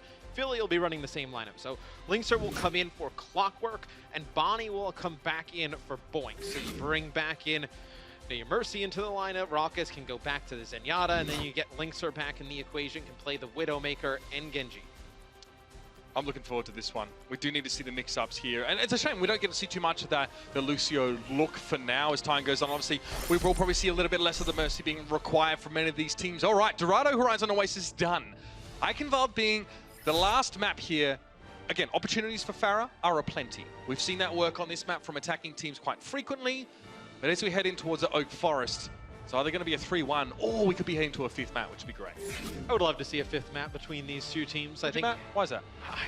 I enjoy watching the Shadowburn Carpe duo play. Something about watching Watching the great Tracer Genji just kind of really cause a lot of problems for another team, I think is fascinating, because it forces the other team to dedicate so many resources to be able to deal with those two players that it opens up for guys like Boombox on the Zenyatta or even Fraggy jumping in on the Winston to make a lot of big plays. It's almost like you make the enemy team afraid to use their tanks to initiate when they have to spend so much of their time, heel turning and peeling for their backline, who's constantly being harassed by, again, a great Genji and a great Tracer. So it could be hard for teams, and then, teams that are beset by this kind of aggression, fortunately, both of these rosters can provide excellent flanking prowess. You've put into a difficult position, whereas like, can I go aggressive? Do I need to be passive here? Do I need to protect my backline? And even what they did on Oasis, where you have a tremendous Pharah like Shadowburn, you have obviously a world-class Tracer in Carpe, it's very difficult to play against as a DPS player, because just kind of like put yourself in the player at home. Let's say you're playing, the 76 or McCree. It's like you have to look up and contest the Pharah, but then like not even on your screen, visual to you is the Tracer putting down damage. You look down at the Tracer and you're just getting pelted with the rockets in the sky. The Tracer's behind you. This is what we're saying yesterday. It's what happened to Shanghai more often than not, is that Undead was trying to deal with an enemy Pharah on this very map on defense, and there's a Tracer behind him just loading into him. It can be very, very hard to deal with that. But this could be amazing. Fraggy was known as possibly the best Reinhardt in Europe. Recently reinforced, of course, an Overwatch analyst came out and said he was very afraid of going up against Fraggy, an incredibly aggressive player on this Reinhardt. This is something special that you're probably only going to see from Philadelphia. It would be interesting to see Poco play the Zarya here, knowing that there's most likely a Junkrat on the other side. Zarya and Rein combo really well. With Zarya's shields, you can build up a ton of energy, then start to do a lot of damage. So you're going to lead the way here with Fraggy on the Reinhardt. Just walking in. And get around the corner. Shadowburn playing the 76 as well. Usually you see like hit scan duties kind of go over to Carpe. See what Shadowburn can get done on 76. Fraggy trying to conserve the power of that barrier there as well and keep it alive. It's only 2,000 damage worth. And now with Carpe going down early, he walked into a trap. Again, you've got to look down sometimes. This is going to force Fraggy out. So Philadelphia was setting up for this kind of slow roll aggression, but losing Carpe means I have to pull the plug early. With such a great choke point at the front, especially with Junkrat on your team, I'd love to see Houston play a little bit more aggressive, not let that Rein just walk on in there. I feel like if you give that much space up to Philadelphia going to make some changes, bring Shadowburn in on Genji and Fraggy and playing Winston. You give up that much space, I feel like Philly is going to break it somehow. Philly didn't like the comp from the Outlaws. They've switched up now to a bit more of a classic dive composition. Already Fraggy's wasted no time in getting in. Carpe's found Rockets and Jake is down. This is what Philly do best by the looks of things. Lynx is trying for a Deadeye, but no one's really interested in the light show. He's going to get cut down. Poco's there on the point, pressuring him with the micro rockets. A Cormat's mech to fall. Love this from Philadelphia. They see there's a problem with their comp. They change it, they come in, they smash a fight out, and they take the first point. Yeah, they open things up with their own Valkyrie to lead on in, and it forces Houston to back on up into that little house. And once you get in there, I mean, that's where Tracer and Genji can do a ton of their damage in those close quarter areas. Shadowburn now looking to probably climb up the parapet here and find one of those backliners, but with Neptuno already falling to a wayward mind from Jake. Just Junkrat things, people. It's just the world we live in right now. They have to go again. Philadelphia just going to have to reset. Shadowburn, again, opting not to allow Boombox. Boombox already had ultimate, so it didn't matter that he took the health factor. Normally you want to give ultimate percent to your supports when you can, but Shadowburn didn't have the time to waste. He wants to get back in the fray. Linkser can be a dominating force for Houston here on the McCree. Get up towards the high ground. Be able to put down a ton of damage, force the flankers to try and come on up. It's been Jake, though, who's opened up the last few fights with no first bloods. He's able to get a kill on a Neptuno in the last fight. This time uses the Riptire, takes Fraggy out. It'll be Neptuno bringing Fraggy up into the fight. We actually see Muma, fall off the map. Just gotta wonder where he was positioned, where that happened. Now after that, things start to go in favor of Philly. I would love to know what happened with Muma this week. Yeah, I mean, and then you see the Junkrat play from Jake. You ride the lightning as a Junkrat player quite often. You really just got to try and go. We'll see if we can get a look at what happened there, but the fact of the matter is that Philadelphia are bearing forward. They're going to have 5 ultimates in this next fight, man, which is going to be just so huge. And on this bridge is a very dangerous place to get Diva altered. See a lot of big Diva ults go down. The self-destruct's on the bridge. Take a look at this replay here. Frank, jump on up here. The self-destruct comes on through, connects with Linkser. See the fight happening on the bottom of your screen here as we get right back into game. Jake takes out Carpe at the beginning. Payload in such a difficult spot to keep advancing it here. You see the self-destruct come on through, and that's what we were talking about. Neptuno, though, with the Valkyrie, brings Boombox right up into the fight because you need that Transcendence now. It doesn't really matter though. Look at the damage that Jake is able to put down here on Junkrat. Right, so Transcendence ticks healing per second, but huge burst damage from that mine, 125 if I'm not mistaken, can cut through it if you time it properly. So Jake was able to find a couple kills there. Boombox had a really tough time giving that healing to the rest of his team. Now Philadelphia Fusion have to reset. They've lost a lot of those ultimates that they had to work into the next fight with. I'd be interested to see how Linksa wants to set up in this fight. He wants to try and get into a position where a flanking Deadeye could be really nasty and end the fight, but also doing so would make him vulnerable. He can't be too much of a lone wolf as much as he is a cowboy. Boombox opens things up with a big kill there on Abani, and it's going to be the Deadeye that came in from Linksa. He's not able to get anything with it. Raucus uses a Transcendence there. You say, okay, here comes the Dragon Blade. Shadowburn's dead. Not going to have it here this moment in time. Maybe you come back in the next fight, you know you have it, but it's going to be a big res from Neptuno, bringing Shadowburn right back up. Then he uses the Dragon Blade, cuts through 3 members of the Houston Outlaws, doing a lot of damage to Muma. Muma's going to back up, but it will be Philadelphia taking our second point. Yeah, I mean, the Dragon Blade came out from Shadowburn. He got rezzed into a situation where Raucus didn't have Transcendence. Raucus already used it, so Shadowburn doesn't mind getting killed before using the blade, or if he can come back against a zero trance opposition. And you kind of touched on it a little bit before, but it's such a hard spot for Linksa to play the McCree, because if you get up on the high ground, you separate yourself from the rest of your team, and then you're an easy target for a Genji or a Tracer. So you see now he's going to still stick with the McCree here as we go towards the end, but this is where Jake can make much more of a... Oh! Poco's got a button on his desk and bigger than yours! 3 kills come out there, and again, he's going to break open yet another fight with that one. Beautiful way to open this one. It may not be a game ender, but it's definitely going to put Houston straight back on the back foot. Neptuno kills both of the kills that occurred on his team. Poco with a 4th, by the way. This guy's insane. I hope you now remember this name. They're going to make their way forward. Last push here for the Fusion. You do have Valkyrie, though, for the Outlaws. You have your Transcendence in a Riptire. It'll be Bonnie using the Valkyrie, trying to keep the members of Houston alive. It looks like Philly's going to back out here. Just wait till this Valkyrie wears out, but it was so funny. Like, oh, Jake, this is where Jake makes an impact, and then we see a 3-hit I just see again. a Meg fly across the screen, and a part of me knew, from what we've seen already, statistically at least, that Poco was about to bash some heads in. We've seen one other 3K from Poco with the self-destruct. And you say statistically it's likely? Statistically? I'd love to know what stats you have. There's actually no statistical basis for that statement at all. However, Shadowburn has a Dragon Blade. Poco's not far away from yet another self-destruct here, but Philadelphia getting caught up a little bit here. You can see from Shadowburn's perspective, his teammates are kind of split out. He's trying to help his teammate with dealing with Linksa, but Linksa's not going to flash straight into the Genji. He gets himself 2. There's a chance here for the Outlaws to stabilize. You will have both support ultimates, though, for Philadelphia. Boombox gets the Transcendence. You're going to get a Valkyrie here going into the next fight. Raucus with the Transcendence. It's kind of been like the story of a lot of these games. Raucus with the Transcendence versus Shadowburn with the Dragon Blade. See here, via instant replay, the self-destruct comes in. Oh, they ran for the hills around the corner. They ran for the hills. They couldn't quite get to the bunker in time. They probably thought they were safe there. That was so clever. They thought they were behind the pole, that little pole there, and it actually probably just clips the other side. Let's see if Poco can get another one. Not able to get anything this time. So we see the Transcendence forced out here from Boombox. They're actually going to layer their support ults. They have the Valkyrie and the Transcendence going at the same time here for Philadelphia. Poco's just going to pull out for now, but Shadowburn getting that kill on Coolmat. This should be the starter's pistol now for Philadelphia to go for another fight again. Shadowburn is quite the tip of the spear, and he's going to get himself 4 kills to pressure in. Again, we've been here before with Philadelphia. They're not quite towards the end, but now it's going to have to be 1 by 1 from Houston. Desperate stall is all they got left. Coolmat's the first in, but he seems to be disregarded. Shadowburn was looking for the squishy targets in the back. Jake is down, but now back. Coolmat has no suit to be working with at all, with Linksa dropping, and Poco's up on the payload, looking proud as all heck. Banny forced to drop in to res Linksa up, and that was desperate to keep the Tracer in the fight. Jake goes down again. The farmer becomes the farmee. And we'll see if Shadowburn can stay alive to pressure more into this. There's a self-destruct here for Poco. This could be big. Bonnie getting the Valkyrie here was huge for Houston. See, they'll bring 2 members back into the fight. They were that shield the Riptire. See here, Fraggy putting down some damage, contesting the payload. Only 18 seconds left here for Philly. It's really do or die. They can't back out, can't reset. They have to push the payload to the end now. 10 seconds, yeah, exactly. They don't have time for any of that stuff.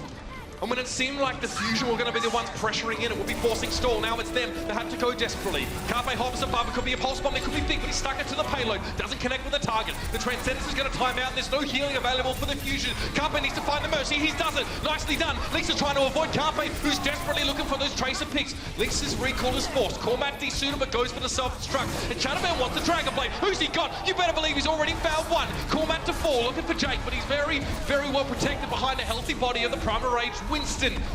Shadowburn now, surely with opportunity. Muma gets dashed through. Poco's there. The damage has been good, but Barney, another res. Will it be enough? The Shadowburn Dragon Blade there on the cool mat was sick. It'll be Shadowburn picking up some kills. The cleanup should go to Philadelphia here. Getting very close. Neptuno will use the Valkyrie, and that should be enough to put it away. Philadelphia will complete the map. No time left in the time bank, but Shadowburn just sitting behind the payload. When that self-destruct is going up on top of it, as soon as it goes out, he pulls out the Dragon Blade, goes right through cool mat before he gets right back in his mech. That is such a perfectly timed play there from Shadowburn.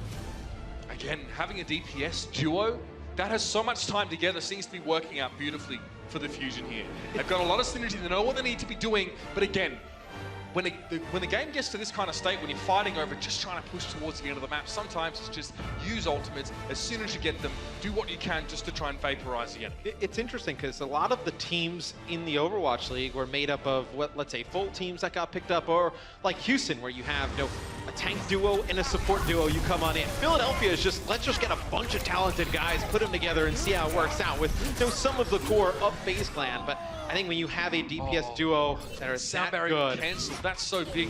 And we didn't get to see that. Rourke is obviously not normally on the, at Lucio, people with Bunny on the Mercy, perhaps they fancied a bit more speed to try and get people out onto the point. Losing the sound barrier there, that's huge. Shadowburn shut down what could have been Houston's way in fighting back and actually holding for that last one. So let's see what Philly does on defense, because they could have Fraggy play the Reinhardt here at the beginning. Maybe you see Poco come out with a Zarya. Looks like you'll see the Reinhardt, will not see the Zarya, so Poco will be playing D.Va. So Fraggy's the kind of guy who insisted that the Finnish World Cup play attacking Reinhardt and Numbani, which, for those at home, is generally a really bad idea. He's an extremely aggressive Ryan as He well. just gets in your face. He just gets mad ultimate charge from swinging the hammer all day. He plays Ryan like Monty plays Ryan. The attack Ryan. You know, Like, I don't trust any of my teammates to do damage. I'm going to select Reinhardt, and I'm going to do a ton of damage, kill If people. I had a dollar for every time Monty told me he had a gold medal for damage, I'd have a few dollars. I'd at least get some Shake Shack up. Which is kind of sad, because most likely you're playing the McCree and you don't have anything. What do you mean? I just motor people. Yeah. I'm like Puckett in the this is how we do it in Burbank. That's kind of what I do during the game. Anyway, Mitch is the ultimate DPS feeder, by the way. I get damage done. I don't know what you're talking about, bro. You're the passive-aggressive one who complains when people are like, getting kills like Linkser is, though. That's me right there, I'm not gonna lie. Shadowburn down, the headshot does connect, and Houston have already got 2 picks that have not been rezzed out yet. Neptuno falling, that's bad news for the Fusion. They're running out of gas here, but Poco knows he needs to make a play. He pressures forward, he gets taken down with the micro rockets, but Houston do have a Mercy. They do have the resurrectability, so they have the numbers and momentum going forward. You have some respawners coming in here for Philadelphia, but they lose both their tanks towards the end of the fight. Shadowburn comes up. You're going to have Draggy coming right back into the action. Carpe is actually still all the way by the Houston spawn here, just trying to spawn kill Ash Tracer, hoping the rest of his teammates get back towards the point. There you see Jake take Carpe out all the way in the back. Probably not going to work out here for Philadelphia. It'll be Houston taking point A very quick. So it's like Carpe steps off the point voluntarily to go to the attacker's spawn to try and prevent them from having resources, but then he gets taken down by Jake. So not only is he not helping his team defend, he gets picked up by the Junkrat as he spawns in. Well, that's like the nightmare situation. It works if there's like a support back there, right? Like if you spawn killing like the Zenyatta or the Mercy, like I can kind of see that, like how maybe then it forces some players for Houston to go back towards the spawn and help them out. But he's going one-on-one against a Junkrat, which he probably didn't want us to see that. Admiral Akbar would be so proud right now. So proud. All right, Transcendence over that point, so the Outlaws decided to pressure in for this one, hoping that Philadelphia would fight them on the point. They have the Transcendence. Oh, Linkser! How does he find those?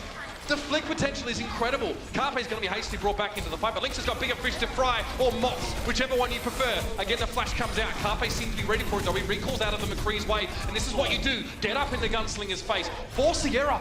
But all the resources the Fusion committed to dealing with the McCree. The Outlaws have had the rest of their team with so much freedom, so much space. They've won that fight comfortably.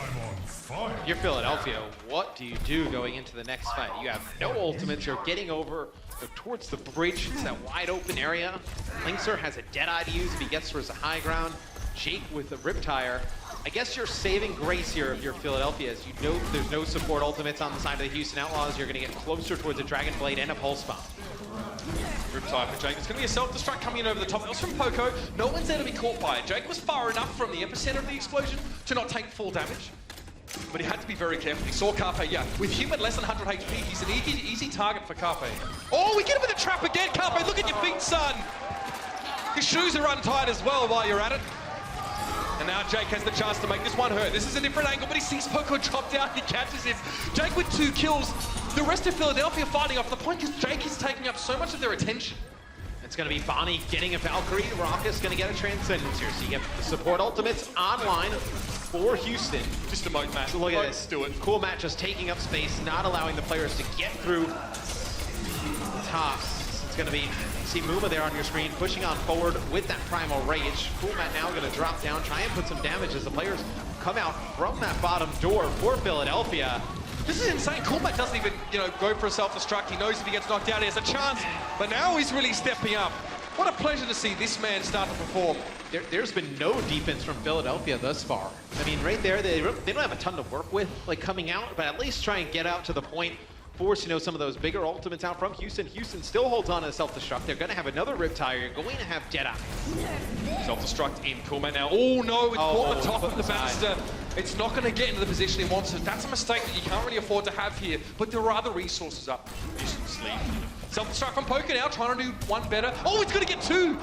So much with Poco, it seems like his opponents don't expect to get blown up, and then they just get decimated. And that's huge because it buys Philadelphia some time because they switch off of the Winston. You have Fraggy go and play Ryan. If you switch Shadowburn up, he's going to play Junkrat. Carpe goes to McCree, so you're resetting the ultimates on a few players there. That double kill with the self-destruct forces Houston to back out. Some more time for those other players to put down some damage, build up on their ultimates. Right, so often we see self-destructs placed on corners here. Poco, he's nailed that one, hasn't he? People are trying to back away. Linkser was behind it. Raucus was off to the right-hand side. Buys a stay of execution, a breath of fresh air for the fusion. We definitely need it at this stage. Fraggy, I surmise, is out of position now. He's getting supported here. Poco switched to his famous Zaya, but Fraggy might not get out alive. Just. That Juno sticks for him with the Caduceus Staff healings there. Now the Transcendence for the fusion. They're going to try and make a stand here. Now Outlaws more than happy just to disengage. Maybe you see the Riptire come out here soon from Jake. You have a lot of players grouped up. It's going to be the Transcendence that comes out from Raucus. Linkser takes out the Riptire from Shadowburn. Now it's going to be the Riptire coming out from Jake. Oh, it was in close quarters, but it gets picked off. Fraggy hits it with a Fire Strike. Carpe's also found Jake, and you can see that Fraggy just gets charged out of the way. Carpe on the ground, finds the pick on towards Jake, and he's going to get rezzed up pretty quickly. Watch the Junkrat on the payload. It's important. Poco's going to pressure him. He needs to step back. Muma now on the Orisa. Throws that shield up, and you can see how desperately Banny's trying to keep his team healed up. It's hard. Raucus is felled by a headshot from Boombox. There's Envy's in action. That's what we like to see. And Linkser's looking for a Deadeye, hoping to herd people into a space they can't escape from. With Shadowbird down, oh, that's not where you want to be! Linkser, more than happy to greet this encounter at close quarters. Here comes the Deadeye from Linkser. We'll see if he can connect with anything. It'll be Fraggy taking out Jake. He's going to be able to take out Poco there with the Deadeye. It's going to be Houston working towards finishing the map with a tremendous time. Cool Matt takes out Neptuno there with the Deadeye, so don't have the healing provided by Mercy. Fraggy getting very low as well. Things looking great for Houston as they will complete the map. A ton of time left for the Outlaws. A 5th map is looming. I think there can be no doubt about that at this stage. Houston have woken up. Let's go, Outlaws fans. 1 minute 51 on the clock for them. So, 2 minutes to kind of, well, get the first tick on the point. Obviously, this is a hybrid escort type game type, so all they really need to do is get 33%, and they're good. Philadelphia don't have a chance to attack again themselves because they don't have any time left in their bank. They finished in overtime, so they forfeit their opportunity to try and do that. So, the ball is entirely in the Outlaws' court here. They are the orchestrators and architects of their own destiny, and all they need is a very strong attack to begin this with. And remember, we've seen a bit of this Reinhardt, a bit of this Zarya look here from the Fusion. I don't know if I really rate it on that last point. Fraggy had a little bit of difficulty getting caught out of position and so on and so forth. I think with him on the Reinhardt, it's going to be different for this team to play around because he's so aggressive on the Ryan. You're usually used to the Ryan playing a little bit more passive. When he gets in that deep, he probably expects, the guys who are usually pretty aggressive, Carpe and Shadowburn, to follow it up. But usually playing with a Ryan, you're not as aggressive. So Shadowburn will play Pharah here on defense. Seems to be the only change from the side of the Fusion lineup coming in here on D. I guess Fraggy's not really shielding his DPS then here at all. It's not really the point. I guess what is the function of Rein in this comp, right? Because Rein, you usually play the Reinhardt, you have players play behind the Reinhardt shield. You know, Carve on Tracer is going to be moving around the map, flanking a ton. Shadowburn, obviously, on Pharah is going to be in the sky. So who are you protecting as the Reinhardt? Well, your backline obviously is very important. Of course, you know there's going to be a risk that you get pressured out. Plus, the problem is this Junkrat McCree comp is going to break that Rein shield very fast. Frankie's going to be often forced to just get out of harm's way and give up ground. That's not good. Losing your Mercy so early on, Neptuno's fallen now. Shadowburn needs to make up for this deficit. They're lacking that main healer. He needs to get rid of some of these DPSs to even up the ledger a little bit more. Lisa whispers back up. Shadowburn down. Jake gets a little bit creative. A steeple chase with the tire. Shadowburn have no idea what hit him. And you're going to have Valkyrie come in for the Houston Outlaws. Things are falling apart for the Fusion. He links her with Deadeye, but you only need that one tick. Houston will get it. They will take map number 4, Eigenwald.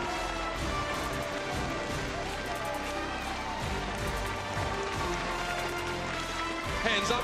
Questions being asked, I'm sure, as the Outlaws are obviously deciding the way forward. In the event that we have a 2-2, we get ourselves a final map. Lijiang Tower will be played, and that will be the decider for this series. The points matter, of course, in these head-to-heads. Win or lose in a series. We need to get a clear winner here. And I'm already seeing some substitutions. It looks like, yes, support players are going to get mixed up a little. Yeah, most likely you'll see Boink come in for the Houston Outlaws. You can play Lucio on our 5th and final map. It'll be Control, it'll be Lijiang Tower. After the break, it'll be. We'll see you in just a moment. The Overwatch League is brought to you by Intel and Omen by HP.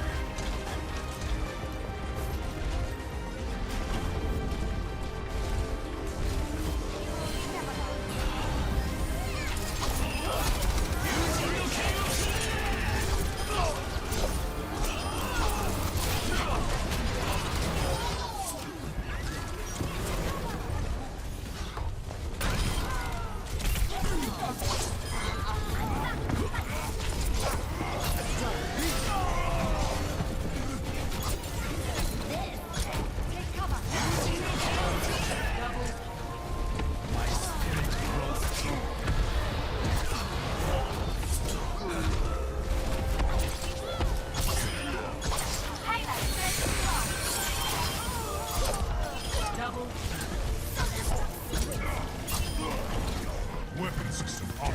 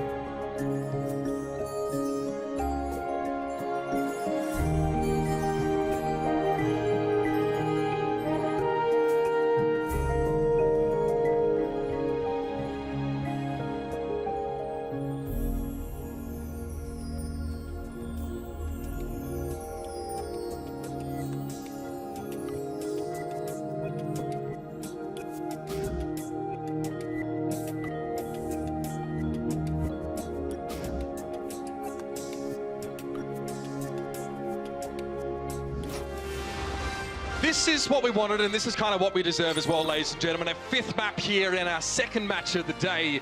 Oh yes, Houston Outlaws, Philadelphia Fusion on their maiden voyage here in the seas of the Blizzard Arena, taking us all the way. Lijiang Tower is going to be an absolute rip snorter, mate. This will be a great map to see these teams play. See Spree come in for the Houston Outlaws. He'll come in for Cool Matt. What tells me this is you're going to see Zarya and Reinhardt most likely, and now for Philadelphia Fusion, they won't be making any sense. Boink comes in here, he's going to play Lucio, but now you can have the tank line of Philadelphia play something they're a little bit more comfortable with, right? They can have Fraggy on the Reinhardt, Poco can play the Zarya. You'll most likely see the other side of things play the Rein and Zarya as well. I'm excited for this. I genuinely am. We saw a little bit of Fraggy's Reinhardt in the previous map, but we found it a little bit questionable. Perhaps, you know, on defense for that first point, we wondered why we see a Reinhardt with the Pharah and the Tracer pick. Perhaps it's something that, again, you know, a point of hold on the choke, use the Pharah to get that splash damage there, make it costly again. Yeah. Or it could just be, honestly, a comfort pick, really, for Fraggy just to come in and go with that one. But here's a map where it would make a lot of sense, especially on this first stage. I'm pretty sure we're jumping headfirst into Control Center, which is Reinhardt, Zarya, Junkrat, McCree, Heaven. This is what I want to see. Well, if you remember back when we saw a lot of Doomfist, you kind of had Reinhardt, Zarya, Doomfist on this map, and you just have a lot of just one-hit kill potential with Doomfist when they make some adjustments to Doomfist, and then Junkrat gets the buff. Junkrat just kind of slides into the Doomfist role of the burst damage in this lineup, and we see a lot of Reinhardt, Zarya combinations here.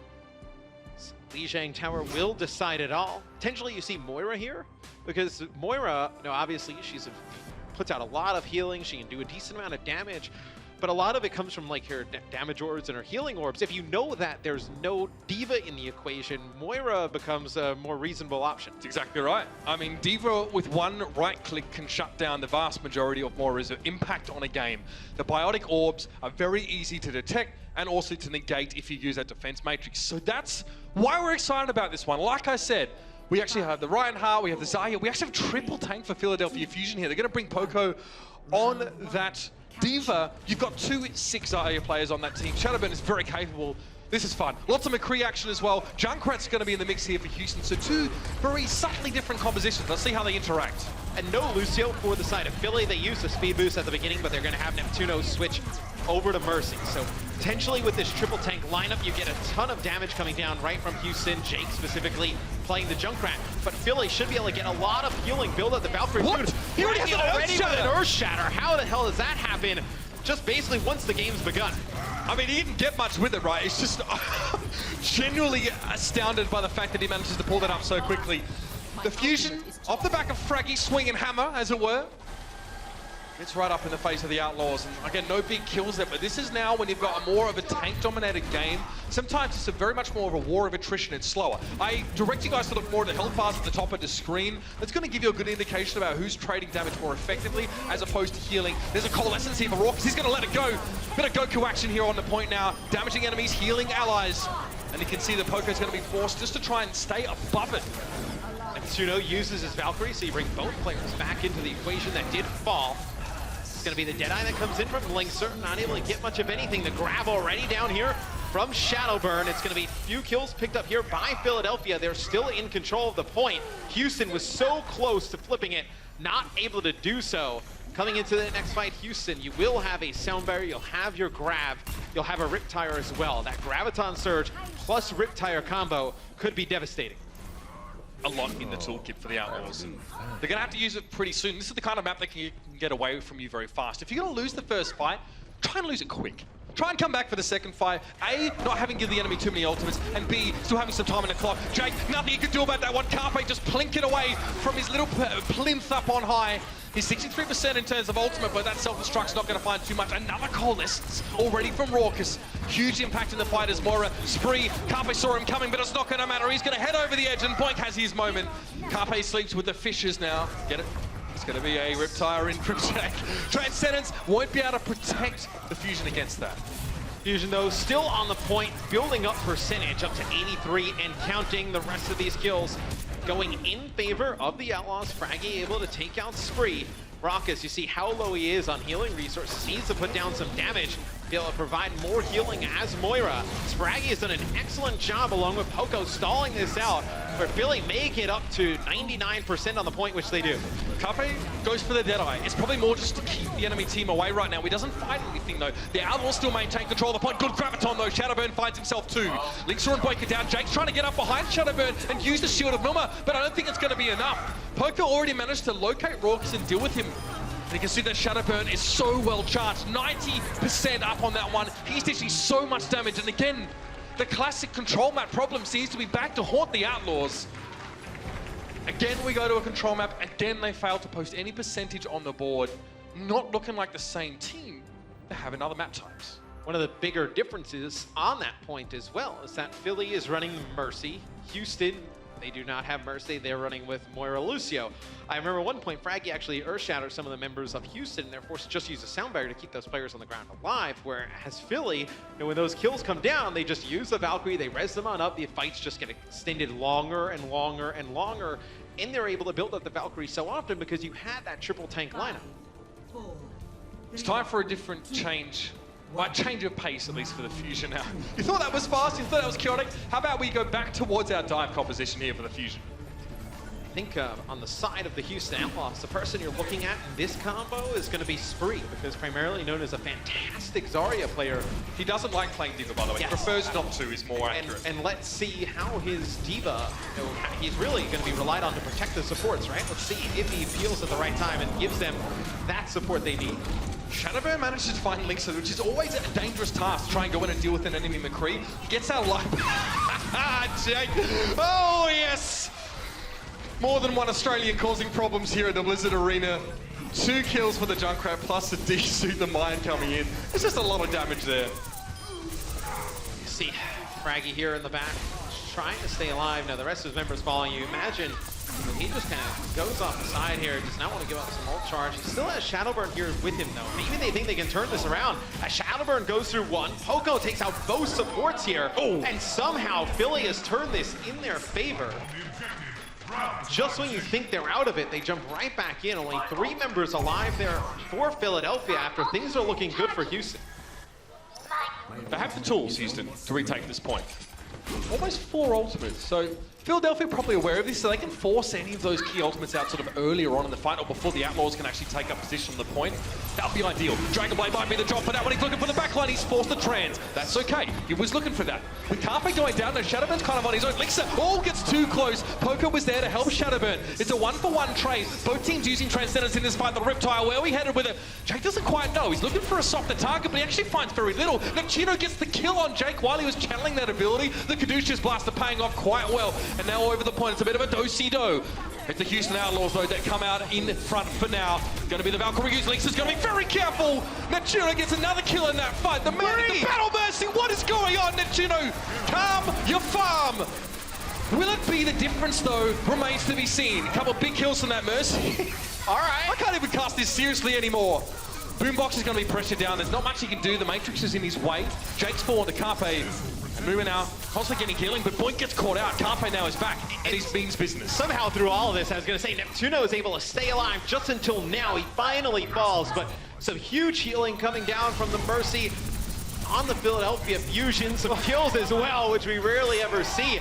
And it's helped extend this point. Philly's still in control of this, building up percentage. Dash in there, and Houston, again, finally get the point. But look at what they had to spend for it. They went through 2 Transcendences throughout the course of that fight. And neither of them actually were really used at the best time. First, it was drawn out of Raucus, he had no choice. Secondly, it was at the end of an already won fight. Philly's going to have a huge advantage in this next fight. You're going to have Transcendence, Pulse Bomb, most likely a Dragon Blade, and they actually connect with the Pulse Bomb onto Muma. That forces Primal Rage out just to stay alive. Linksa close to a Dragon Blade of his own. That Transcendence is going to be so crucial. I think you pointed that already, Matt. Micro Rocket for Poco just wants to get a little bit of extra damage, so he has that self-destruct. This may be a big fight. Shadowburn, Dragon Blade in again. Vertically, he dives down, and he's found Raucus already. The Transcendence now to be used. Raucus didn't even have an ultimate, but still, the Zenyatta healing not being there is important. Linksa, it's a bit late to go for the Blade. He does get a kill, but Boombox cuts him down in the meantime. Boink desperately tries to bring him back up, but we're on board with Shadowburn, who's been free for most of this fight. Looking for his opposite Genji. A lot of that damage being reflected back, and Jake's going to deal with him with the mine. Boink just able to get those double reses using the Valkyrie. You have Jake use the Riptire, and Houston able to hold up onto the point. So 55% and counting for the Outlaws. Most likely get a Transcendence here for Houston. You're going to have Valkyrie on the side of Philly. It's such a huge ultimate ability to be able to use, and they're going Use to engage with preemptively. it. Okay, let's see if this works. Use it at the start of the fight here, of course. More for the healing early on than the resurrects. Jake goes down. Pulse Bomb connects for Carpe, and Poco's now found one with Spree. 2 ultimates, 2 kills for the Fusion so far. Poco's brought back, and the Fusion is still at 6 men in total, but they're still tickling the point. They've mostly got the control. It looks like Blink. Ooh, interesting play there. The Mercy goes for that resurrect, doesn't complete it. It gets cut down. Lynx are staggered ever so slightly. And this might be the last chance for the Outlaws to really get control properly here. Where a lot of teams have kind of used Valkyrie, towards the end of a fight or once they have 1 or 2 members fall, Philly throughout this series has used their Valkyrie to engage, almost like you would have used a sound barrier in the past to engage speed on in. They use that Valkyrie to get the healing and have the double res and just play so close. Carpe looking for both supports here of Houston. It would be huge. Oh, they get Raucus before he can even use the Transcendence. That's a massive kill, and they get Boink as well. The back may be broken for the Outlaws here. Transcendence for the fight for Boombox. Once again, he gets to use what Raucus has to look on from the sidelines in dismay. Shadowburn now to dismantle. It's like a Jenga tower coming down for the Outlaws. 1 block at a time. Desperation, of course, for Lynx are on the point, but you know what? It's just going to be a little bit too little too late. Raucus gets there with the aforementioned Transcendence, finally gets to use it, but no one's there to see how fabulous he looks. There it is, the Fusion get it done. Welcome to the Overwatch League. We're lucky to have you. It's a big win for Philadelphia. We're not here during the preseason, their first match in the regular season, first match on the main stage. They prove a lot of people wrong. They get a big win here against Houston. Star-studded roster with names that no one expected to see rise up. This is just what you want. They're scrappy, just like Philadelphia has been in sports in the past. These guys are looking great. Can't wait to see more. But for now, we're going to head to a break and then back to the desk to break this one down. What a match! The Overwatch League is brought to you by Intel and Omen by HP.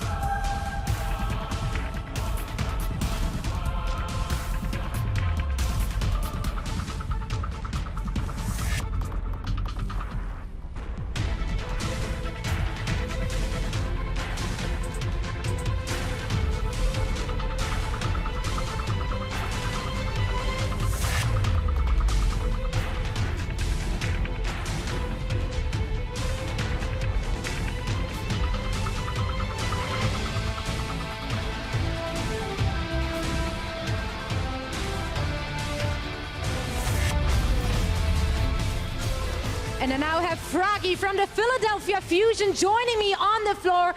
Please give it up for Froggy and his team. What an impressive first showing here in the arena. No one knew what to expect from you and your team, but you know, you're coming out here with a very diverse team. 9 different countries being represented, different languages being spoken. Did that have any influence in your preparation for this season? Yeah, for sure. Like the big thing we had to work on for this short time we had time on. We had to work on communication. It's still pretty tough.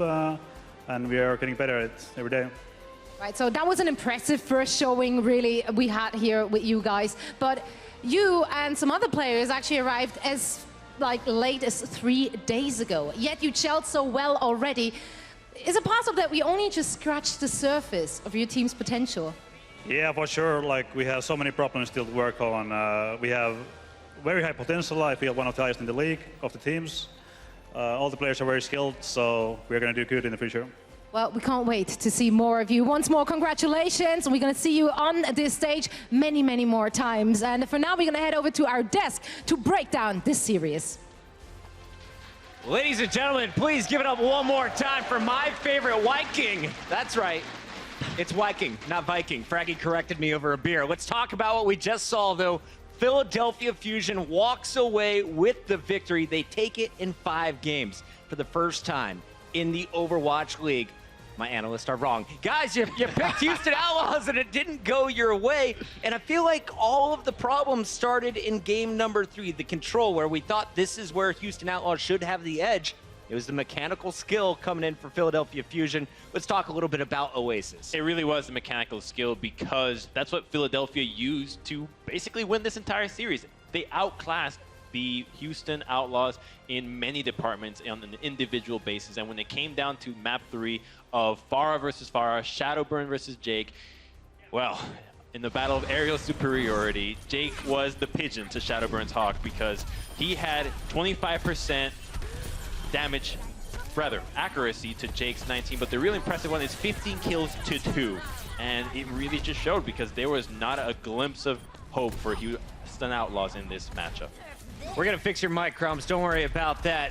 Ryan, let's talk a little bit about the big picture here. Yep. When we were watching the FARs, of course, that's where all the action is. That's where the observer cam is going to be. But what's happening in the background? What did you see with the other 5 players from both sides? So, actually, I'd like to really highlight, I guess, the diva play for both these teams because Coolmat is rated as one of the best divas in the West. That's what a lot of the pro players have got to say about that guy. But Poco was playing a completely different style. He was very aggressive. His self-destructs as well, very sort of precise as well in the way they were used. I've got an interesting stat with this. At the end of map 4, Poco actually had 14 kills with his self-destruct compared to Coolmat's 3. That's crazy, the amount of difference that is. Obviously, Coolmat ended up getting subbed out for the final map, but an absolutely ridiculous damage difference as well in terms of the self-destructs and what they got in terms of value out of them. I'm a diva player myself, and I think I've only gotten multi-kills with my self-destruct 4 times. There was a grab involved. I'm a level with that 500. Too. Thank you for that grab. Appreciate you, Crumbs. Let's talk about Game 4. You touched on the diva play, but we had a very nice opening here from the Philadelphia Fusion. Crumbs is going to break it down for us. What did we see?